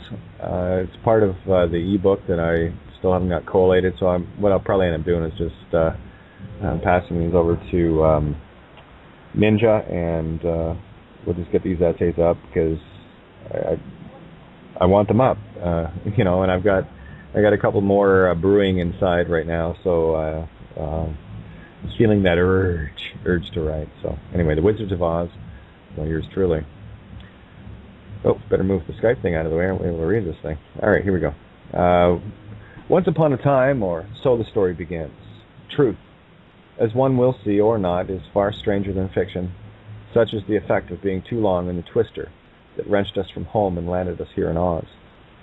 All the while, we have been stuck in one tornado after another, during the entireties of our lives, and based our opinions on the unoriginal ideas of others, who have made a dog's dinner of our pure white canvases.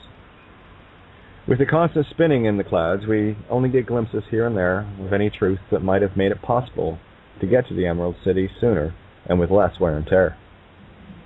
While I was watching a video of someone exposing this Masonic symbol or that Illuminati spell, I watched her miss the point entirely, based on her somehow knowing what all of it really meant.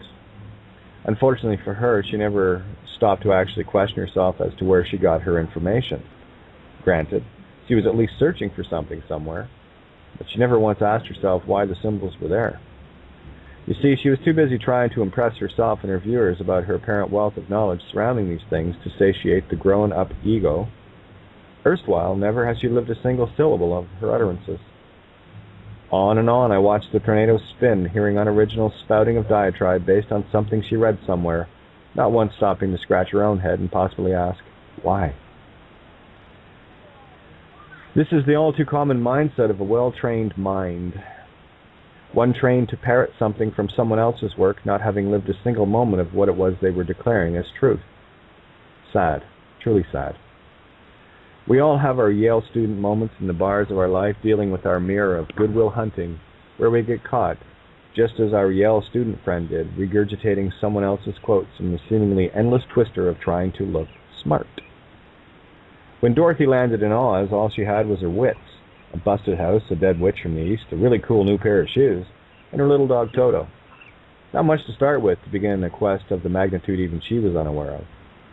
Such is our world of Oz.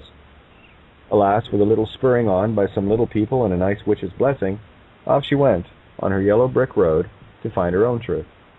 Just her and Toto, and a basket of food that was enough to last her a day or so.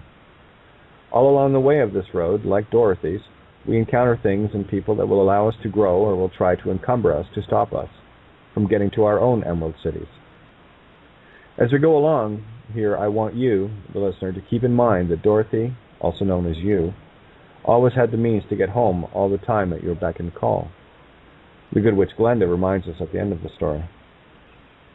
The important lesson from this part of the story is simply this: don't judge a book by someone else's description of the cover. Our white canvases as children were badly smeared, and it takes a serious amount of cleaning to get them where we have room to be the child within and get original with our newly bared canvas. What is ironic about that video I was watching is that the whole time I was thinking that a few kids, likely less than 15 years old, cracked the codes of the show she was trying to expose, where I was given the gift to actually decode the decoded segments. Who says you can't learn from a child? You can if you shut up long enough to listen. The series, by the way, is called Gravity Falls. Therein lies the true crux of the problem. So many of us have grown up and are simply acting as children with a better means to harm others through the ability to collect money instead of pretty stones on the beach. While people have lost their child within, they never lost the child without, and that one manifests in countless forms of dramas and perpetual tornadoes in their lives.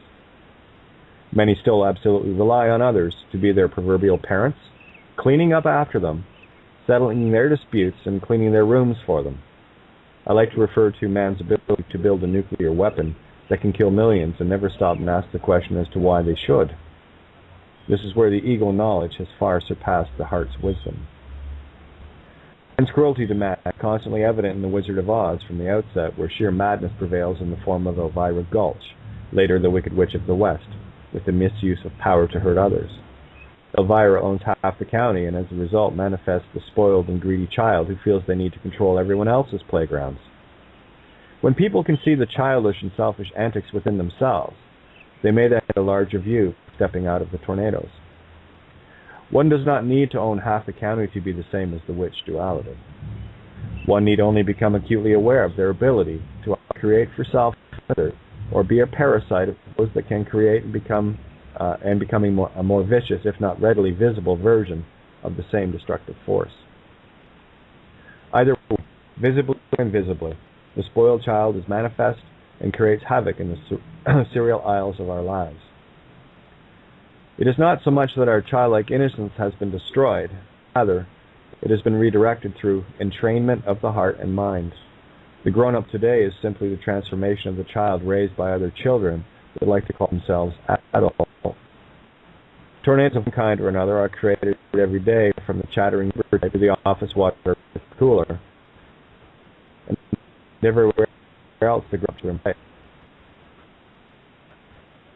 During the scene where the wicked witch gets melted, she utters, "The last to go will see her."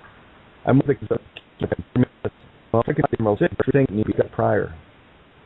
I had to discover the mindless straw as within that is perfectly manifest as without in legal illusion.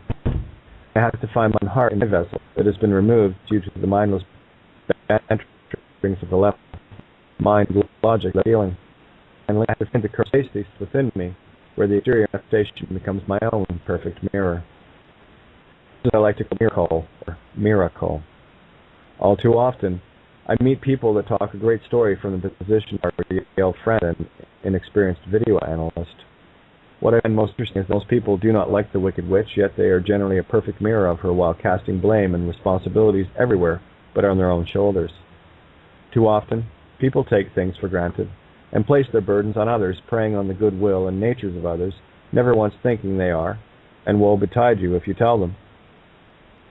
You will either get met with anger or the glazed-over eyes of the perpetual victim, where neither can take it upon themselves to see what possible role in the equations of life they play. These are the uber children, who have never grown up enough to find the innocence of their own child, and are still creating playground havoc for the other kids. When people watch The Wizard of Oz, they can be entertained with all the pretty colors and the fun storyline, or they can gain profound wisdom from a movie that appeals to the wisdom of the inner child. My estimates put the former at 99%, where you can see the 99% screaming out against their adoptive by their choice parents. Oh, and please don't hand me the, but they did this and they did that bullshit. If it is the bank or job you're mad at, you chose to use both and much more, and will continue to be a hypocrite in your ravings. I must say, this does make it rather difficult for those of us that have stopped being hypocrites, and we're at the mercy of the other kids until they too wake up and shed the chains they're holding. This is a very circular and destructive tornado, and it really is a situation of finding the strength to hold one's position until the other kids have actually had enough of collecting everyone else's marbles to put in their own. When people can begin to view this world as a playground filled with misfit children hell-bent on the destruction of their playmates, being led by the nastiest kids on the playground, maybe then they'll stop playing with them. A perfect example of this childlike mentality gone schizoid are those that are in an endless waiting for presents on Christmas morning mentality.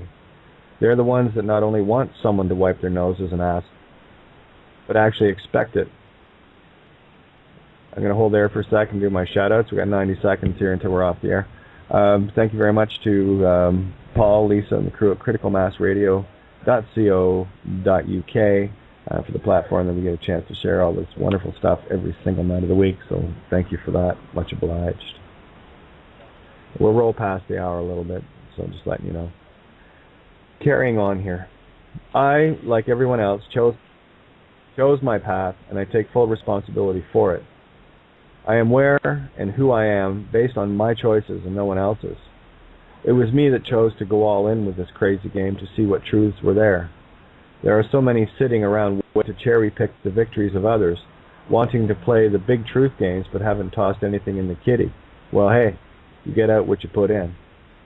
What I find even more amazing is that while on my yellow brick road walk, I have not only tossed in the entire collective ante, I've been helping people along the way that are still happy to drain my resources in all their forms. Good thing I'm a creator god or I'd be dead long ago. No, too many folks are quite content to sit in the life raft while people like me and others are drowning in the water trying to pull that boat to shore. And then they have the nerve to invite all their friends on board too, to create more drag in the water while conjuring up one drama tornado after another. What is even crazier is that when you confront these children, they look at you with dumb, "What?" expression. I've been gifted recently to have met an entire room full of people that are beyond that mentality and can see the bigger picture because they're seeing with their hearts, not their straw men. The reflections on the yellow brick road were dazzling. To be continued, Kate. So there you go. Wow. Know anybody like that? Is that in your book? Yeah, it will be, yeah. Is that in your book, Kate, you Mm-hmm. said? Yep. Wow. I'd like to have that. Yeah, well, I'll talk to Ninja when she has the time available and what have you. We'll get it put up. The book's called Prometheus Bled, and it's a collection of essays, the ones that I thought were. That just speaks volumes there. More poignant, yeah. Well, these are the moments, right? The sit back and just kind of download, those moments. And I better do this. I got one thing to do here. Yeah, we're in the rollover here, guys. So let me just pull that, and there we go. I'll probably be muted for a bit. I have a couple things to do, but no problem. So guys, anybody? Man, am I ever listen? Right on. Anybody know anyone like that in their existence, or does that pretty much sum up most of the people you encounter on a day-to-day basis? Any takers? Am I still on the air? Yeah, it's day-to-day. Yeah, what exactly are you referring to? What kind of people? The thing you read, you mean? The ones that are caught up in their drama tornadoes, their egos. Oh, yeah. No, big time. Yeah. Including myself. Hopefully less than them, but I know what you mean, yeah. Well, that's the thing, is when we can sit back long enough, and that's one of the joys, that's why I like writing, because what I'm doing is taking an introspection view of myself in the mirror of everyone around me, because that's what my reflection is, you see. So I'm going to take full accountability and responsibility for myself and that which is being reflected to me. And it can create a very frustrating scenario for yourself, because you're thinking, okay, that is definitely something I would not do. That is like, okay, what do I need to learn out of this? What is it that I need to get here? Why is this individual acting the way they're doing? Why are they saying or not saying, and what have you? And these are the things that I look at. But I look at it in a singularity, so I'm looking at it as me being the reflection of things that I need to observe. And for me, that's not something I would do. But it's also incumbent upon the other reflection, the other individual, to look at their mirror, me, and ask themselves the same question. And so very few have that courage, So there's your line on the yellow brick road that they still haven't found the heart, because you can't find courage until you find that. That's where they become very eccentric, and that's what that word really means. It means you become so absorbed in yourself that you will create all sorts of dramas around you to manifest, the blame and justify. So when somebody says that they're angry at you, well, what they're actually saying, okay, fine, what have I done, and how can I rectify it? And if you don't go past it, it's not the anger that they're showing. It's the anger they have for themselves. It's their own guilt. You know, its own inability to confront.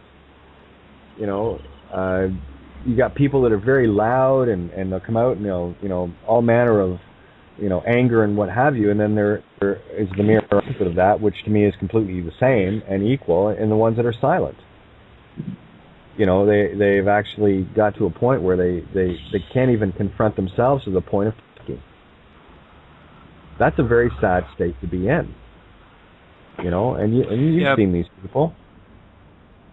They lack the ability to be humbled and empathy and all that. Oh, absolutely. I mean, that is a complete ego trip. Complete. They've lost the ability to be humbled because nothing they can do is wrong. And boy, that's a serious mirror to be looking at. You know, I think it was Mark Twain that said, if you can't change your mind, you can't change anything. And I think that they just fear change, you know what I mean? Well, yeah, fine. You want to, and I'll tell people that, it's fine. You want another 26,000-year stint here, knock yourself out, because that's exactly what you're bucking for. You know, we're at a time here. This is a very pivotal time in creation. It's why you're here. You know, why did you get the ticket? Why did you show up at this time, in this particular dimension, in this particular form? You know, I don't know about you guys, but I've always had the notion that there's a big show coming, right? And we're part of it. We're starring in it. We're the change that we've been waiting for all this time. And yet there are others that are just... Yeah, go ahead. Oh, I was going to say, have you ever heard of Inelia Benz? She did an interview on Project Camelot. And it was pretty interesting listening to her story about how she ended up arriving on this planet at this time, and when she realized where she was like, oh my God, you know, did I ever pick the worst place to show up? Well, yeah, I mean, I've said that many times, like, what was I thinking, you know, showing up here? Like, come on. But, yeah, I grew up thinking I was born on the wrong planet. Like in my own head, I thought. Exactly. What's the name this interview of Project Camelot?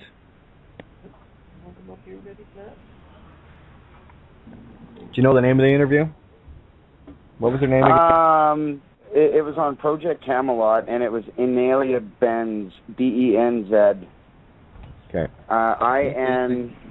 Yeah.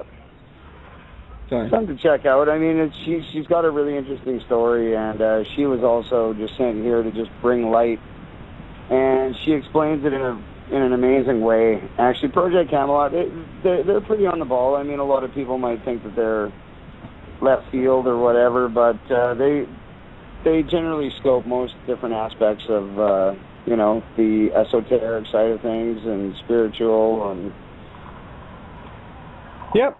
No, again, this is why people have to be discerning. Tobias mentioned that last night. That's one of the things that I find most lacking in a lot of people is the ability to discern truth. You know, they'll take something at face value and go, yeah, that's it. And then of course, polar opposite shows up. Yeah, that's it. And they're head nodders. And I also sorry, I'll go ahead. That's okay. No, I was just gonna say that's part of the ego program. Wanting to be part of the club. You know, not wanting to be a standout. You know, going along with the flow, and that's exactly what got us trapped here. So, what are the odds? Yeah, I was just gonna say, and also, I don't like how people, when you say you listen to a show or a movie or a video or anything, they automatically have this weird assumption that you just from watching something, you automatically have to agree with everything, or I don't know. It's like a weird. I don't really know how to explain it, but. Well, I'll put it very simply to you. It's like, and I've said it on my own show many times. It's just because I'm saying it doesn't make it true. I'm just throwing shit out there to see what, this is about finding truth, to see what sticks. I'm looking for the resonance. That's where I find my own answers, in the resonance frequencies, Yeah. So. If the truth doesn't resonate, just throw it away. Exactly. Or change your position to see if you've been looking at it the right way or not. And I will not, do not take anything I say literally or make it yours unless it's something that resonates with you. Then that makes it a common idea. It doesn't make it mine. It makes it ours. right? So that's discernment, and that's, you got to feel your way through this. You can't think your way through it. Look what happened when we did.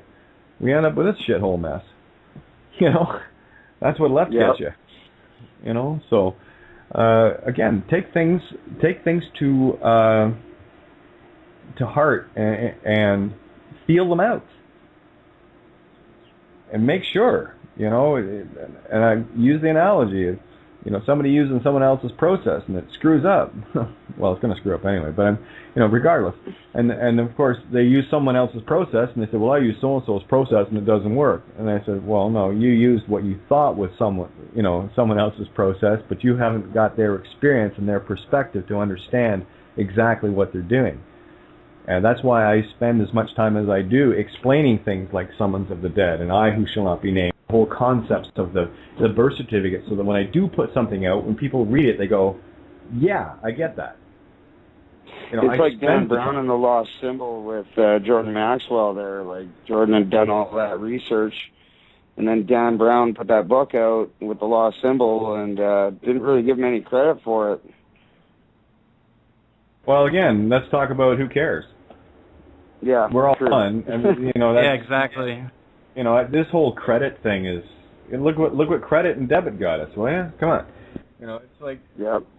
At what point did I say, all my songs and essays and everything are copyrighted? Have I ever said that? No. Why? Because they're not. Copyrights for fictions.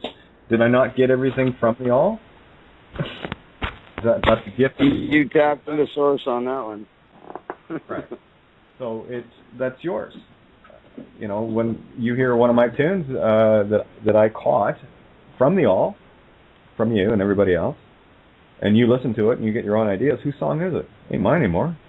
It never was. For that moment I wrote it, that's the only time I ever said, okay, well, this is my moment because I'm the only one that's hearing this right now in the physical. So as soon as I play it for somebody else, it's not mine anymore. Because it never was. You can't claim ownership. And that's one of the things that has been happening with this planet, is everyone is trying to claim ownership. And, like I've lost count of the number of times people try to claim, me, right? Mm-hmm. Like, please. Well, that's true. Hey, how's everyone doing? It's a beautiful conversation. I just wanted to chime in on that. Hey. Well, yeah, you're right. You can't claim ownership, because if you do, like, it's physical, or it's idea, or it's tangible. No matter what, it's like if you claim something physical, it's a molecule or an atom. It's energy. It doesn't matter. So you can't claim that energy yours, because it's everyone's, and it's everything and nothing at the same time. So you're claiming nothing at the same time. So I just wanted to chime in on that. well, yeah, it's like in the gymnasium. You go into the supplies room, and there's all the kids go in and grab a ball, and the kids all go grab a ball, and they come out and they play with it. And what do they do when they're done? They put it back.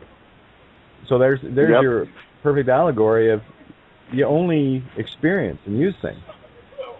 Because at the end of the day, I'll tell you, those bouncy balls that we went into as kids to get out of the gym room, they're not in existence anymore. So there's of course, 40, almost 50 years later, they're still around, but I doubt it. You know what I'm saying? On Andrew Norton Webber's website, I love it. At the bottom, it says there is no need to copyright truth, and I love that. Instead of the normal little copyright and the date and whatever it is. Well, that's why I tell everyone. I mean, when it comes to copyright, being in publishing and production company set up, copyright law I understood.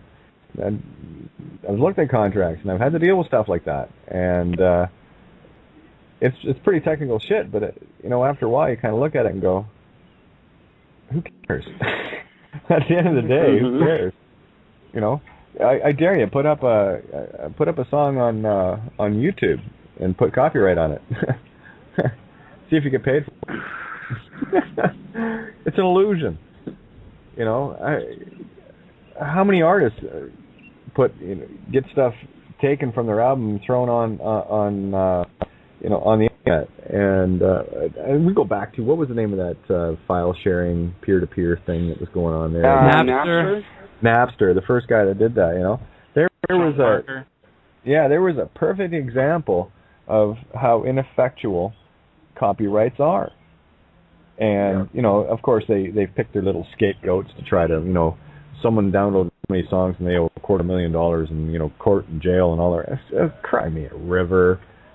You know, now I got to tell you, any artist or anyone that owned those, quote, copyrights, unquote, that could allow that to occur, what does that tell you about that being? That someone's life isn't worth something they wrote down, played on an instrument? Are you kidding me? It's also like an inability to change with the times of the way things flow and like grasping onto certain ways of doing things. You know what I mean? In general. Absolutely. You know, I find it very frustrating. That's probably not a word that would suit that, but it's mindless. Area code 508, just noticed you there. You're in the call. Hi, Kate. Jennifer. Hey, Jen. How are you? I'm fine. How are you? Good. I did something. I'll let you finish talking, but I just wanted you to know that I did something that I pulled a couple of tarot cards. Okay, let's hear it. I really wanted to read these to you. I did it a few days ago, and I saved them, you know, in order. I did it for me, and I did it for you guys. I did it for us as a group. I said, you know, what is my relationship with these people? You know, that this is all going on, because I listen to all of your shows. I don't always get to call, and I don't always get to listen to them while they're going on, but I do keep caught up with them. And so I pulled a 4-card spread, and I have a deck called the Osho Zen Tarot, and this has got the major and the minor arcana cards in it, so there's quite a few in the deck. Yeah. And there's why am I not thinking of this? 52 these cards like work.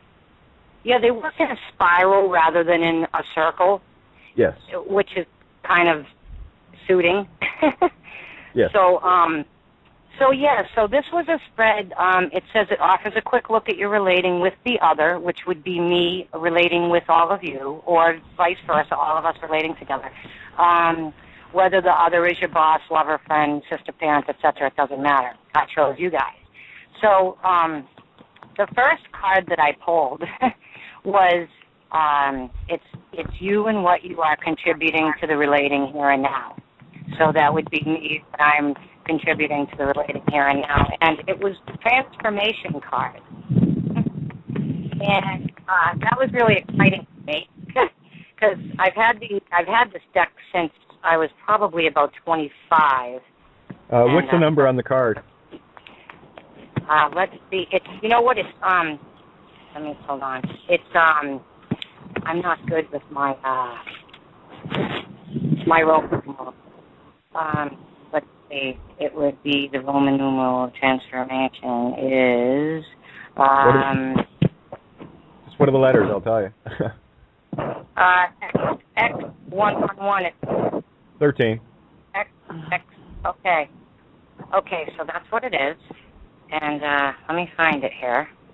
Yeah, these were really neat. I was really excited when I did this. In my deck, that's the death card.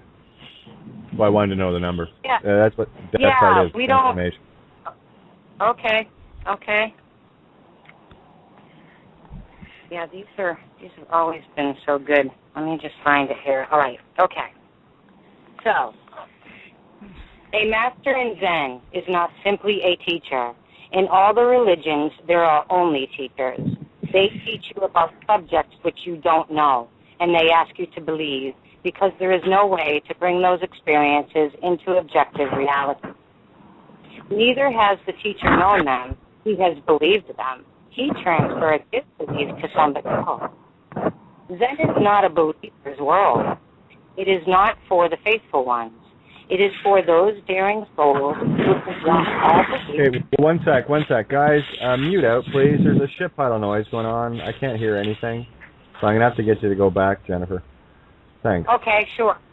Thanks, love. Sorry about Appreciate that. it.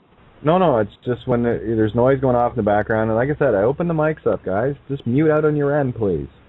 Thank you. Yeah, I said couldn't. this every show. It drives me fucking nuts. Stop. Just be aware. Be in the now, right? I'll start. Thanks. Okay. A master in Zen is not simply a teacher. In all the religions, there are only teachers. They teach you about subjects which you don't know, and they ask you to believe, because there is no way to bring those experiences into objective reality. Neither has the teacher known them. He has believed them. He transfers his belief to somebody else. Zen is not a believer's world. It's not for the faithful ones. It is for those daring souls who can drop all belief, unbelief, doubt, reason, mind, and simply enter into their pure existence without boundaries. But it brings a tremendous transformation. Hence, let me say that while others are involved in philosophies, Zen is involved in metamorphosis, in a transformation. It is authentic alchemy. It changes you from base metal into gold.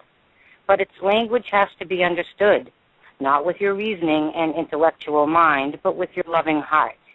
Or even just listening, not bothering whether it is true or not. And a moment comes suddenly that you see it, which has been eluding you your whole life. Suddenly what Gautama Buddha called 84,000 doors open. The central figure in this card, and it kind of describes it, but there's like a woman's face, and there's the right hand going down and touching her top lip. There are different, like the India, I forget the name of them, but they have many hands. So there's one holding the yin-yang. There's one holding the sword, the double-edged sword. There's one holding the serpent. And there's one holding, it looks like some type of a rope or a chain, I would venture to guess. And then there's all flames around this with a phoenix coming out of his head and also in one of his hands. The allegories that you just described there, what was the first one again? Holding in the dark and light, the balance. Okay, there's the duality, singularity. Then the sword, of course, is, for me, the double-edged sword is the language and how it has, cuts both ways. Then you had not the chain, what was one before that? The serpent. Oh, the serpent. That's the divine feminine, Kundalini, the void of creation, and the chain, of course. That's the chain that we are holding ourselves. Okay, you're not chained to anything. You're holding on to it. We're here to learn how to go. And then, of course, once you let go, there's the phoenix or the swan rising. And also in one hand is the lotus flower. There you go, life. Yeah. So it says. And the fire, of course, Promethean fire, the awakening. Yeah, it's a beautiful card. The central figure in this card sits atop the vast flower of the void and holds the symbols of transformation. The sword that cuts through illusion, the snake that rejuvenates itself by shedding its skin, the broken chain of limitations, and the yin-yang symbol of transcending duality. One of its hands rests on its lap, open and receptive. The other reaches down to touch the mouth of a sleeping face, symbolizing the silence that comes when we are at rest. This is a time for a deep let go. Allow any pain, sorrow, or difficulty just to be there, accepting its facticity. It is very much like the experience of Gautama Buddha, when after years of seeking, he finally gave up knowing there was nothing more that he could do. That very night, he became enlightened. Transformation comes like death, in its own time, and like death, it takes you from one dimension into another. Yep. So it's a really neat card. The second card, just a little note on that one card. The whole art of Wu Wei, the act of not doing by not doing, is a cumulative culmination, if you will, of the experience. When you get to a point where you go, there's nothing more I can do. And that is the ultimate of letting go. And that's effectively where I've been for a while. I'll throw stuff out there because it's fun. But as far as this game, this illusion is concerned with me, I'm just continuing on doing what I'm doing and just letting things flow as they come. From the perspective is there's nothing more I can do. So I listen, and yeah, it's definitely transformational, no question. Okay, what's the next one? Yeah, what a great card to pull when we're all going through this. So it was really interesting there. Now the second card that turned up is under the other's input into the relating, which I would have been kind of under the assumption that it was, the group of all of you and the relating with me. And what it was celebration. It was the celebration card. And which, I'm just saying, wow, look at this. This is just amazing. And, of course, as you go, you're reading and you're saying, I really... what's the number on it? Is it minor arcana? That's a number 3 in the minor arcana card. 3 of what? It's the water, emotions. Cup. Let me see. That'd be cup. Let me see it up here. Hold on a second. In the minor arcana, in the water, emotions. Number 3, celebration. It just says the 3 of water, celebration. Because there's that in Standard Tarot, that is the cups or the emotions, right? So I'm just looking at the correlations. Yeah. Okay. So, all right, let's see. I think that here's celebration. Okay. So, life is a moment to celebrate, to enjoy. I love that. Life is a moment to celebrate, to enjoy. Make it fun, a celebration, and then you will enter the temple. The temple is not for the long-faced. It has never been for them. Look at life. Do you see sadness anywhere? Have you ever seen a tree depressed? Have you ever seen a bird anxiety-ridden? Have you ever seen an animal neurotic? No, life is not like that, not at all. Only man has gone wrong somewhere, and he has gone wrong somewhere because he thinks himself to be very wise and very clever. Your cleverness is your disease. Don't be too wise. Always remember to stop. Don't go to the extreme. A little foolishness and a little wisdom is good, and the right combination makes you a Buddha. These 3 women dancing in the wind, it's 3 women dancing, there's wind and rain, and they've got puddles splashing, and they have flowers in their hair and all of this on the card. These 3 women dancing in the wind and the rain remind us that celebration never need depend on outside circumstances.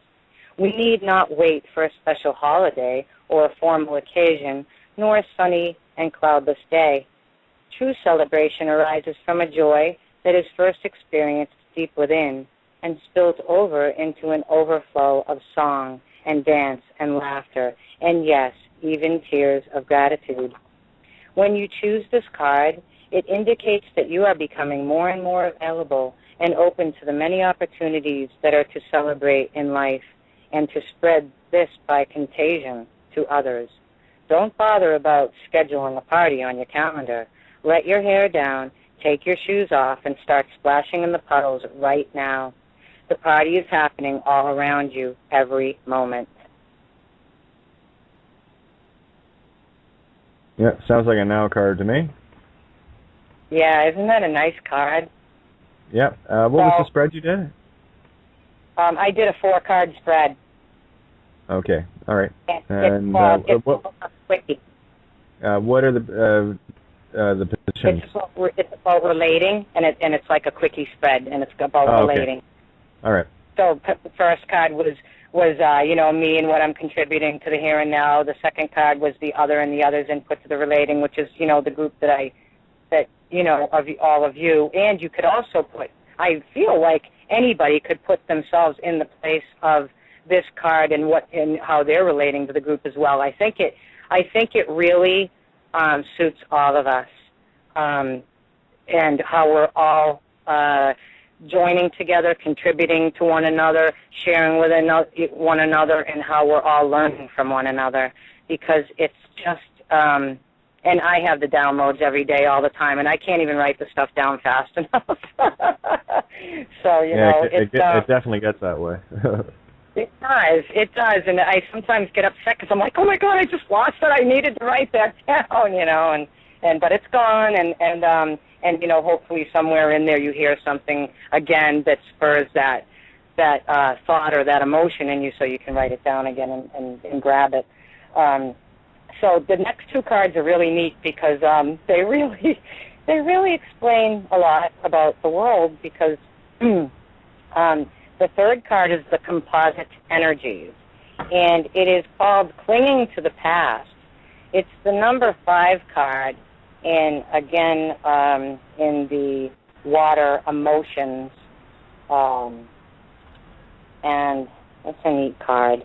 This shows, it looks like a woman to me, in a green kind of a gown. It's kind of ratty. It's got some patches on it, and she's holding this box over her head. You can't see her face at all, except that, it looks like a Picasso. How's that? There's an eyeball over here and some lips over there, and, and all these different things. It almost looks like the yellow brick road all distorted. So these tenses, past, present, and future, are not the tenses of time. They are tenses of the mind. That which is no longer before the mind becomes the past. That which is before the mind is the present, and that which is going to be before the mind is the future. Past is that which is no longer before you. Future is that which is not yet before you. And present is that which is before you and is slipping out of your sight. Soon it will be past. If you don't cling to the past, because clinging to the past is absolute stupidity, it is no longer there. So you are crying for spilled milk. What is gone is gone. And don't cling to the present, because that is also going, and soon it will be past. Don't cling to the future, hopes, imaginations, plans for tomorrow, because tomorrow will become today and will become yesterday. Everything is going to become yesterday. Everything is going out of your hands. Clinging will simply create misery. You will have to let go.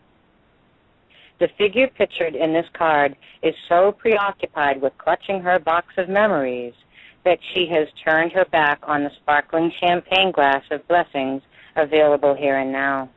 Her nostalgia for the past really makes her a blockhead, and a beggar besides, and we can see from her patched and ragged clothes, or as we can see from her patched and ragged clothes. She needn't be a beggar, of course, but she is not available to taste the pleasures that offer themselves in the present. It's time to face up to the fact that the past is gone, and any effort to repeat it is a sure way to stay stuck in old blueprints that you would have already outgrown if you hadn't been so busy clinging to what you have already been through. Take a deep breath, put the box down, tie it up in a pretty ribbon if you must, and bid it a fond and reverent farewell. Life is passing you by, and you're in danger of becoming an old fossil before your time. Interesting. Very, very interesting. So that was the card that was the composite energies. Now, the last card is the insight. And lovely enough, it's politics. And, I just flipped to the page. Just there like you go. that. Okay, so politics, which is number 7. This is in the clouds, meaning clouds and the mind in the minor arcana. Anybody who can be a good pretender, a hypocrite, will become your leader politically, will be your priest religiously. All that he needs is hypocrisy. All that he needs is cunningness. All that he needs is a facade to hide behind. Your politicians live double lives. Your priests live double lives. One from the front door, the other from the back door. And the back door life is their real life. Those front door smiles are just false. Those faces looking so innocent are just cultivated. If you want to see the reality of the politician, you will have to see him from his back door. There he is in his nudity, as he is, and so is the priest. These two kinds of cunning people have dominated humanity, and they found out very early on that if you want to dominate humanity, make it weak, make it feel guilty, make it feel unworthy, destroy its dignity, take all glory away from it, humiliate it. And they have found such subtle ways of humiliation that they don't come in the picture at all. They leave it to you to humiliate yourself, to destroy yourself. They have taught you a kind of slow suicide. Do you recognize this man? All but the most innocent and sincere of us have a politician lurking somewhere in our minds. This is a creepy-looking politician with a snake wrapped around all of his neck with the smiley face mask on a stick. That's what this card is. So again, well, yeah. All but the most innocent and sincere of us have a politician lurking somewhere within our minds. In fact, the mind is political. Its very nature is to plan and scheme and try to manipulate situations and people so that it can get what it wants.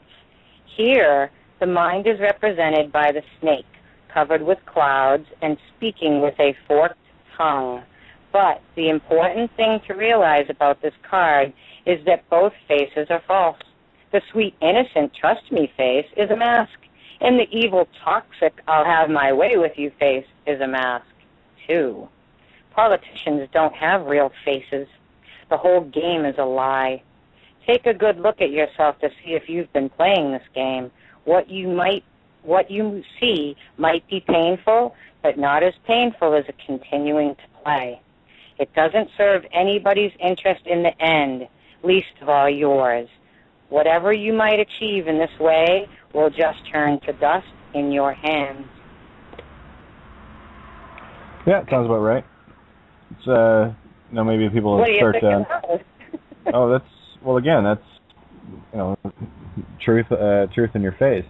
That's one of the reasons why I'm so adamant about pedestals and gurus and all the rest of that crap that gets people, outside of themselves. And see, here's the razor that we walk with these episodes as well. People tune in, and it's a great responsibility that I take upon myself. To do these shows, and I take that very seriously, because when I'm sharing with you guys, and that's why I love when people show up. People hearing what I have to say, and I'll say it again, just because I'm saying it, don't make it true, don't make it right. Go look at yourself. This is what I found, and if you can find the resonance, then it's yours. It's not mine, it's ours, right? And that's it. And my whole life I have completely and utterly shunned center stage for this very reason. I don't want it. It's not that I can't handle it. I don't want it because of the illusion it creates. It creates politicians. It creates priests. It creates all manner of idol worship.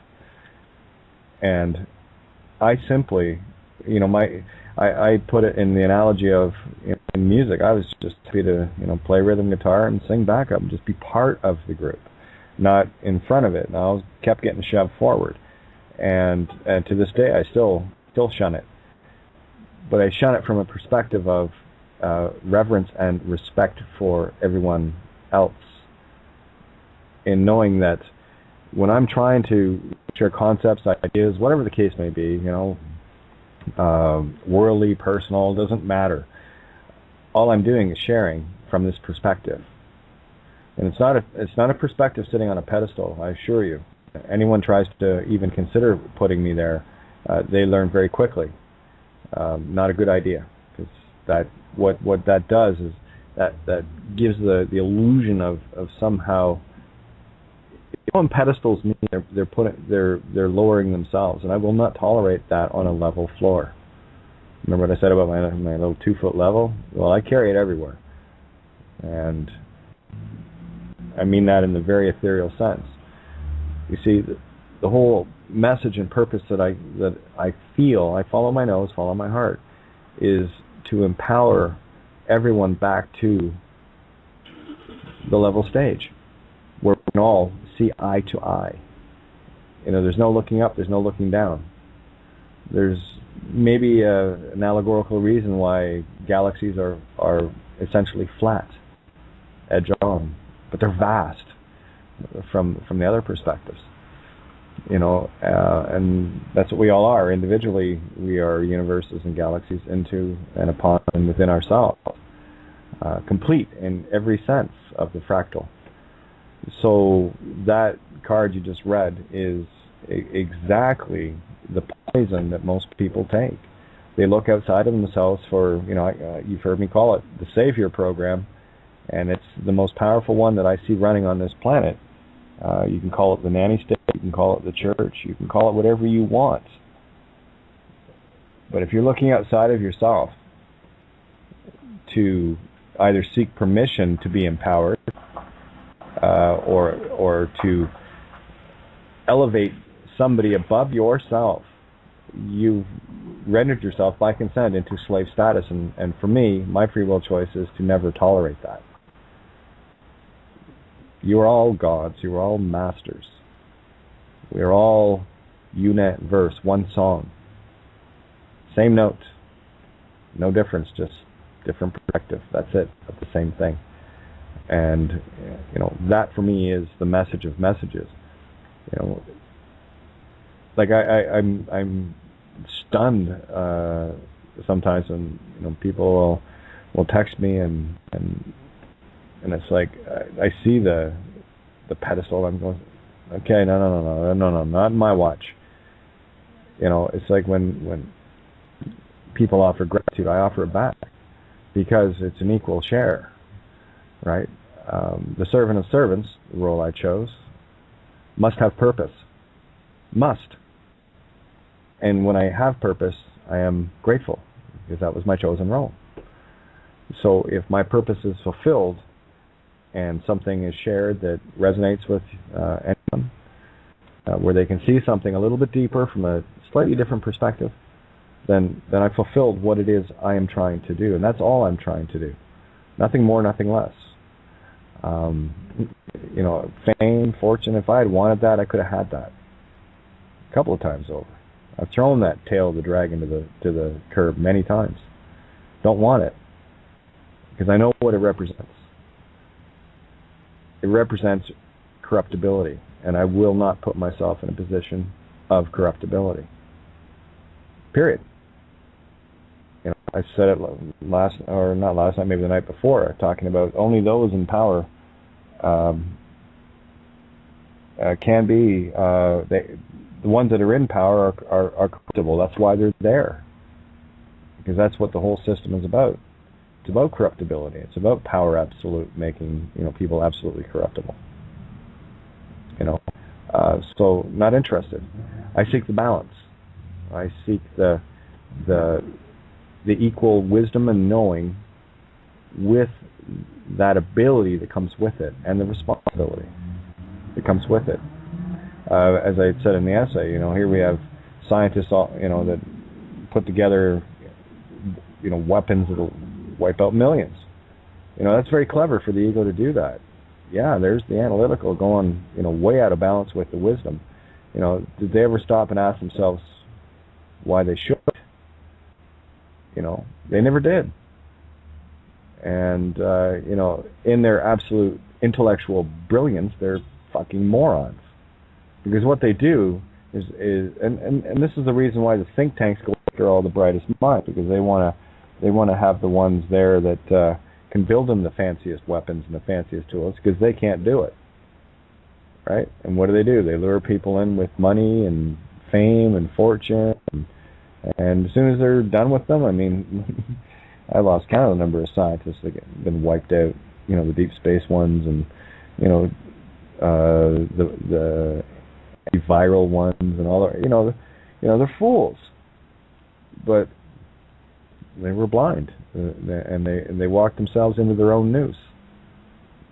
That's foolish, because I'll tell you that, you know, if these individuals with all their blazing intellect stopped for a minute and started using their heart instead, maybe ask themselves questions. Well, if I actually figure this out, they're going to turn it into a weapon that's going to kill. Well, let's look at Nagasaki and Hiroshima, right?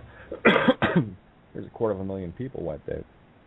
Whose fault is that? The guy that dropped the bomb, or the guy that designed it, or the guy that cracked the code? You know, I mean, Einstein's got part of that. That's his responsibility. With great knowledge comes great responsibility, and you better be very careful how you wield it. I've said it before. You know, here we are in the unknowing, moving towards that more knowing, and with more knowing, more responsibility, more ability to change the universe. Am I ready to take that full role on? Hell no. But I'm honest enough with myself to look in the mirror to know that I still have things, many things, that need to be looked at and picked away at, just to, you know. And as soon as I get rid of one or two things, of course, as soon as I clear the RAM off, more downloads come in, and that's the thing. When you confront the garbage within you, it doesn't matter what it is, you know. As soon as you confront that and be at peace with it, neutralize it, then you scrape it off your random access memory, your RAM. Funny that, the Aries, yeah. The heaven, when you move that out of your heaven, get it off your RAM, then the floodgates open for more to come in. So it's climbing Jacob's ladder, rung by rung by rung. And don't expect to climb that ladder if you're still holding on to baggage from the rung before. It's just going to keep you tied there. There's your chain. All right? It's time to let the baggage go. Time to be the camel, the clean camel that can walk through the eye of a needle and get into the kingdom of heaven on the other side of the wall. No pedestals, not interested. You can take those pedestals and shove them up politicians and priests' asses as far as you can get them, as far as I'm concerned. And don't ever dare anybody, don't you ever dare put me on one. I will chainsaw you to pieces, because you missed the point of how powerful and how beautiful you are. And that's what I'm trying to show you. So when people put me on a pedestal, all they're saying to me is that my message is worthless. So yeah, the chainsaw comes out. Really? Worthless? Check shit out. That's the mirror, right? And ironically enough, my Mayan sign is white solar mirror. You know, reflect the illusions right back to you. And I know my design. I know the role I have to play, and I am just doing that. I'm the messenger, and you know, relaying things that I find, and to see if they resonate. Because if they resonate with someone else, that means it's worthy of finding. These are the pearls of wisdom. And we know, we've all done it. We have cast. This is why you need to stop. Stop trying to save others. Stop concerning yourself with others. Those are your distractions. You're casting pearls to the swine. I'll tell you, when the piggy's hungry, piggy will come to you. That's it. There's divine law. That's one of the cosmic laws, ebb and flow. Correspondence, the law of correspondence. You know, the pendulum's swinging back. The allegories are showing up now. You know, the magnetic north and south moving very quickly. There's your as above, so below allegory to the divine feminine and masculine coming into balance again. There's a singularity, and of course, what do they race towards? The equator, equality. Right. Oops, hopefully I think I lost somebody. Hopefully I didn't lose the show here, but whatever. So there you go. I think there might have been a pearl or two in what I was just sharing. I've shared it a few times before. Hopefully people start to really take the power upon themselves, take the responsibility in all your actions, in all your thoughts, in all your deeds. How are you treating others? By your actions, you are known. And that's it. You see, me, I've just got to a point now where I have no more time for anyone at all that is demanding of it. I'm the rescue diver swimming away. If you didn't see me the first time when I was there, then you didn't want to. And I'm not going to trespass in your free will choice. I cannot and will not. Drown. Go ahead. There's something you still need to learn, and I'm not going to trespass on that. That's, for me, that's the golden rule. Do unto others as you'd have them do unto you. Sounds like a song. It has to be, Yeah. Hey, Steve, how are you? How's that go? If you don't know me now, you will never, never, never know me. Yeah, it's funny. I had that song go through my head the other day. Yeah, good times. But, and I got your notes regarding the tunes. Haven't had a chance to check it out, but I will. Oh, yeah. So. No, it's all good. I just have a few more days left before I'm back in the studio with a project, so I figured I would send it over. I just took the drums out and sent it back so you can listen without the other beat in there. Oh, yeah, no worries. It was more of like a doom, doom, doom, ta. Not... Cool, yeah. Well, if you want, anytime you want, just in the next couple of days, just Skype me up or something and we'll figure it out. All right, that works for me, and then we'll throw that up and let everyone have a listen. Cool, yeah. Yeah, things you can do, from Toronto to New York. What are the odds, right? Yeah, it's trying to rain here too. It's been sort of doing the on-off thing. I've got an umbrella here just in case. I had it open a little while ago. Gorgeous sunny day, and then all this gray started coming in again. So, what is the allegory? Yeah, we got a lot of stuff going on. Ninja had posted something to me I thought was rather interesting, and where is it? Where are you, Ninja? There you are. And all right, this was on the Google homepage. Giant U.S. government internet spying scandal revealed. More. When it starts hitting mainstream, that's a good ripple. You wouldn't have seen that a year ago. Not on Google, right? So, I'm getting tagged.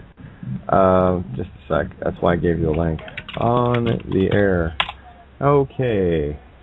I'm not thinking this guy's a listener. If you know what I mean. Okay. There you go. All right. Where was I? I love derailing myself. Yeah. There's an example of ripples, and that's the other thing too. Oh, guys, if you have anybody that's talking about, fear of privacy and all the rest, there is none. All right, there's none. Yeah, it's been the same way forever. It's just coming more out in the open now. Well, you see, that's a physical aspect. What I'm speaking of is ethereally. There are no secrets at all. Yeah, we all communicate on the ethereal anyway, so. Exactly. There are no secrets. There is no privacy in this universe. Why would there be? There's only one. What are you worried about? Seeing yourself in the shower? Like, seriously. Okay, I'm taking it to the extreme on the ether side of things, but seriously, think about it. And there it is again. There's that little, fear button manifesting. It's like, well, I don't like Facebook because it's watched, and yeah, great. You should see the shit I post.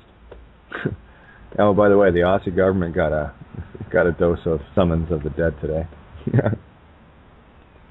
Yeah, I hope they enjoy it. Again, I got lots of auto replies too. That was the funny part, which means we got there, and I just like seeing auto replies because it's me giggle. And again, whether or not they read it, I don't give a shit. It's sent, and I'm just using their rule, if you will, when something is mailed. Like when you get a return that says postmaster at whatever, postmaster.mail, delivery failure or whatever. Did anyone ever notice postmaster? Did anyone notice that email has a postmaster? It's still in UPU. That's why I love dealing through it. UPU, and I saw the effects very quickly. I saw an entire system shift. I've seen the Vatican react to things I've sent next day. This is the power you wield, and everyone is still in that drama, not quite seeing it. I get it. I totally get it. Been there. That's the only reason I can speak of this, and the only reason I speak this way is because I was there. I have a contrast. I have the visual of it. I'm just trying to share it. We're getting back to the whole Obama drama. See how that works? That's cool. I got to write a song about that. So for me, it was a very clear indication as to the ripple effects of what was going on. I noticed something the other day. The title of it eludes me, but here it is. It's still in the ether because it's a critical piece of the escape route. You must be born again, right? That was the. And that's not. I'm going to take Jesus into my Jesus. I wish Santa was here to tell that, but anyway. No, it's a whole different allegory, and I mean, you could take all the little you want all day long, and you can dice it and slice it and boil it and smoke it and do whatever the hell you want with it. The allegory is going to be there. It just depends on what direction you're looking from. Yeah, most of us have been indoctrinated to the point where we can't look outside of think of a horse with blinders. That's effectively what they've done to us. They've turned us into cattle with blinders, and some of us ripped the blinders off and went, "Whoa, wait a minute," a predator. Just to give you an example, predators have their eyes facing forward. Prey always have eyes on the side of their head. The what do you call it? I can't call them omnivores. The vegetarians amongst the animal kingdom. Yeah, that works. Anyway, the herbivores. That's so that they have a wider range of view. A predator wants to focus on one thing, and of course, us having eyes, on our face, not on the side of our head. We're very focused, and it's easy to indoctrinate tunnel vision. Now, an herbivore with eyes on the side of its head has 180 degrees on each side. It's only a very small area behind its head that it cannot see. So that's some pretty impressive scope range. Well, when you're used to being attacked all the time, you kind of need that sort of a DNA alteration, right? So how do we change that? Well, we stop rubbernecking. Have our head stuck in one direction, looking at one thing, and we start scanning, much like a radar. Look around you, feel around you. That's even more important. To start getting a sense of feeling around you. Start feeling what's behind you and what's behind you to the left and to the right. And in the trades, I called it, and it wasn't very many of us that developed it, but I always knew the ones that did because I didn't have to worry about them carrying, 10-foot 2x4s, 2x8s, or whatever, and smacking people upside the head because they had what I called 360 vision.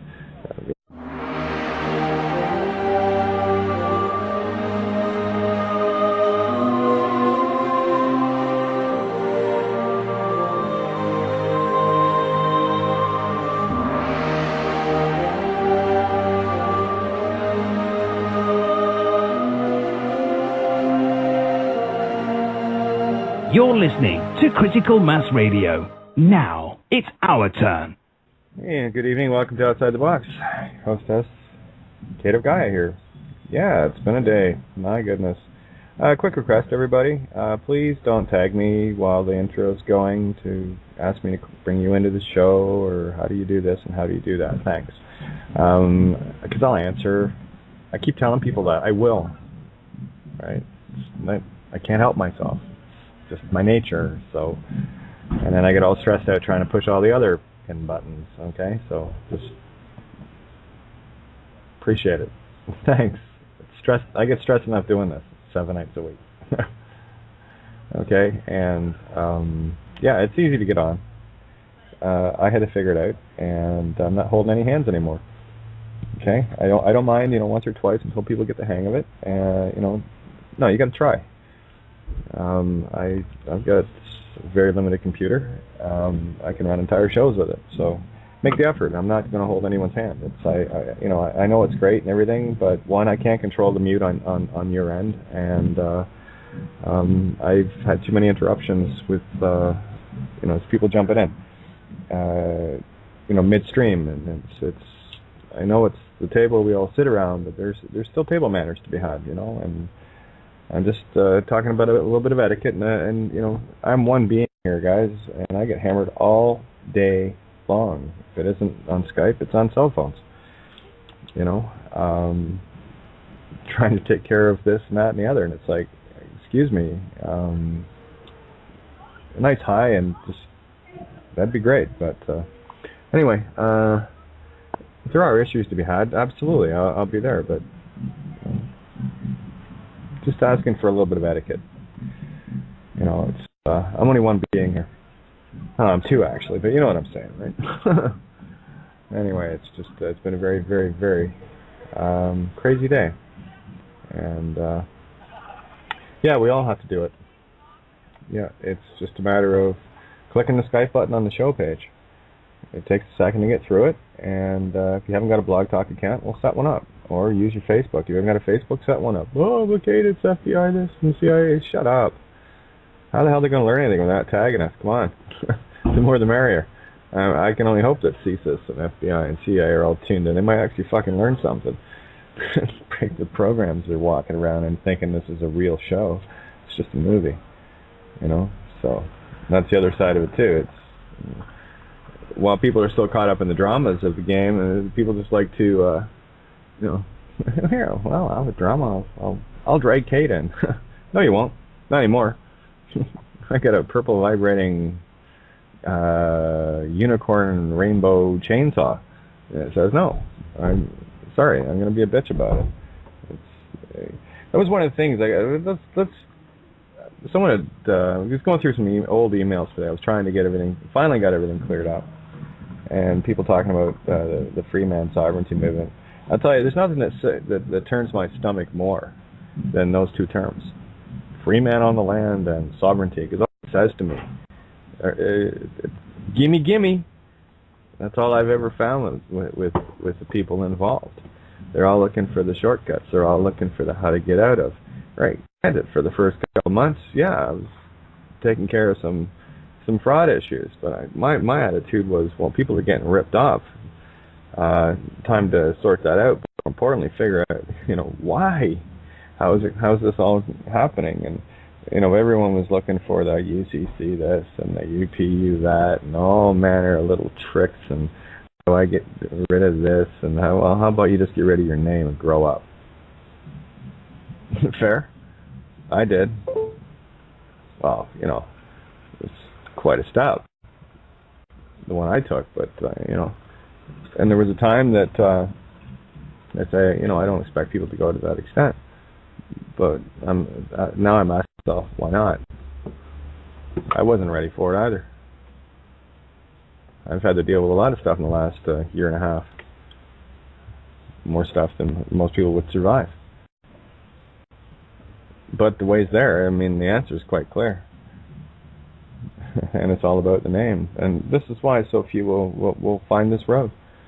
One, they're blinded by the dramas, and two, they can't get outside the physical meat stick.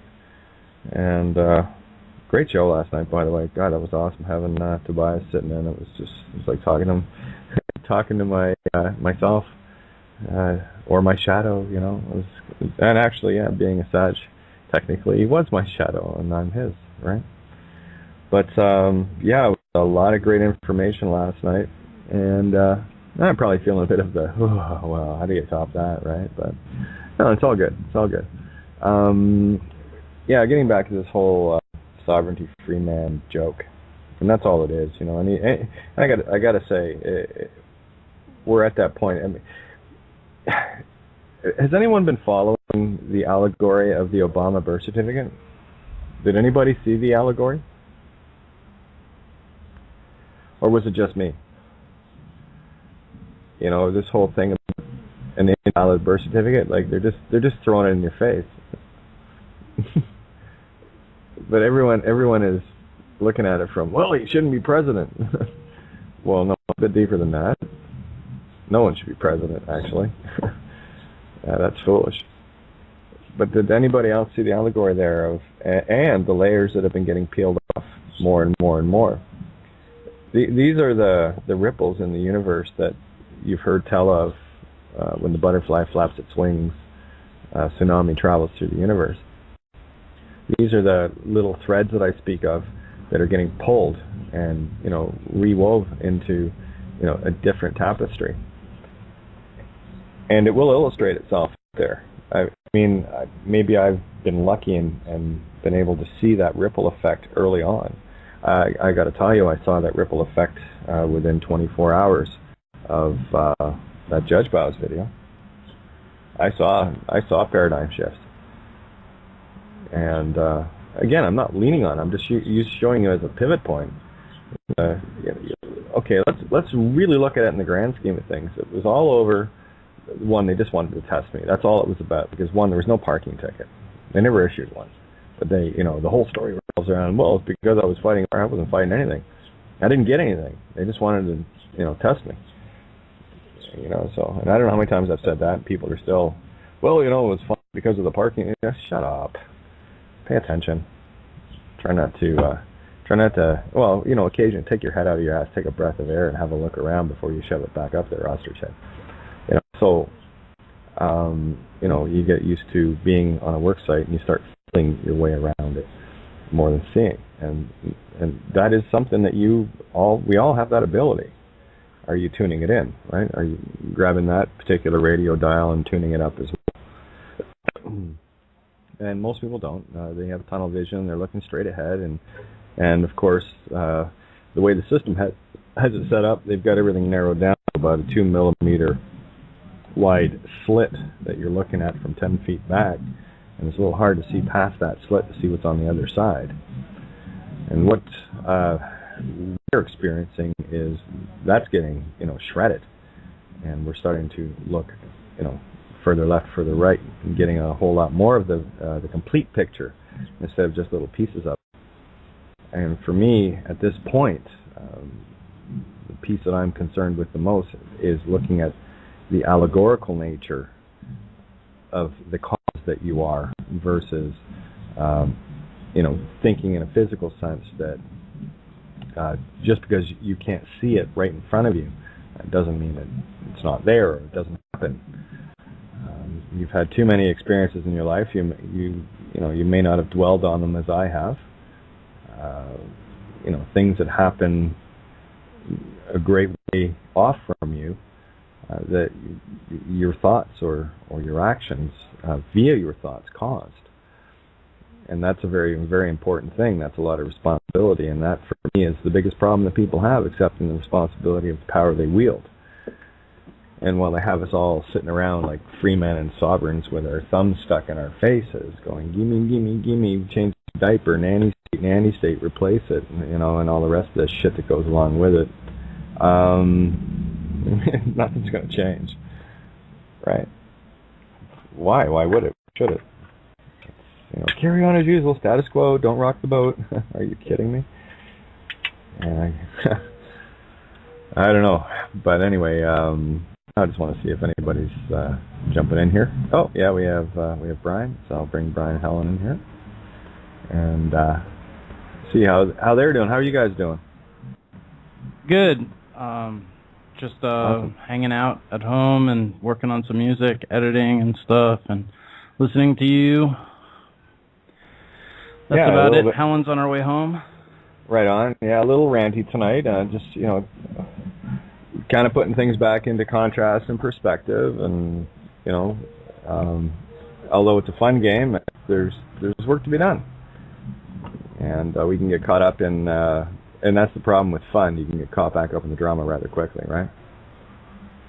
Yeah. I mean, I'm annoyed at things in my personal life with people as well, just in general, and more and more wanting to crawl into a cave somewhere upstate and just meditate. Yeah. Oh, exactly. I mean, one of the points that Tobias brought up last night when he was talking about, feeling lonely and all the rest of it, and the masters were saying, oh, yeah, welcome to the club, get used to it. And it's true. It's so very true. Yeah, he's awesome. Isn't he great? Yeah, that was one of the best shows in a while. I loved it. Yeah, he, again, it was just a beautiful, it was like a very gentle game of badminton. There's the birdie, and it comes back, and there's the birdie. It's back and forth. It was beautiful. That was a beautiful ebb and flow. Just letting things happen, That felt about as close to a studio session musically as any show has. So, yeah.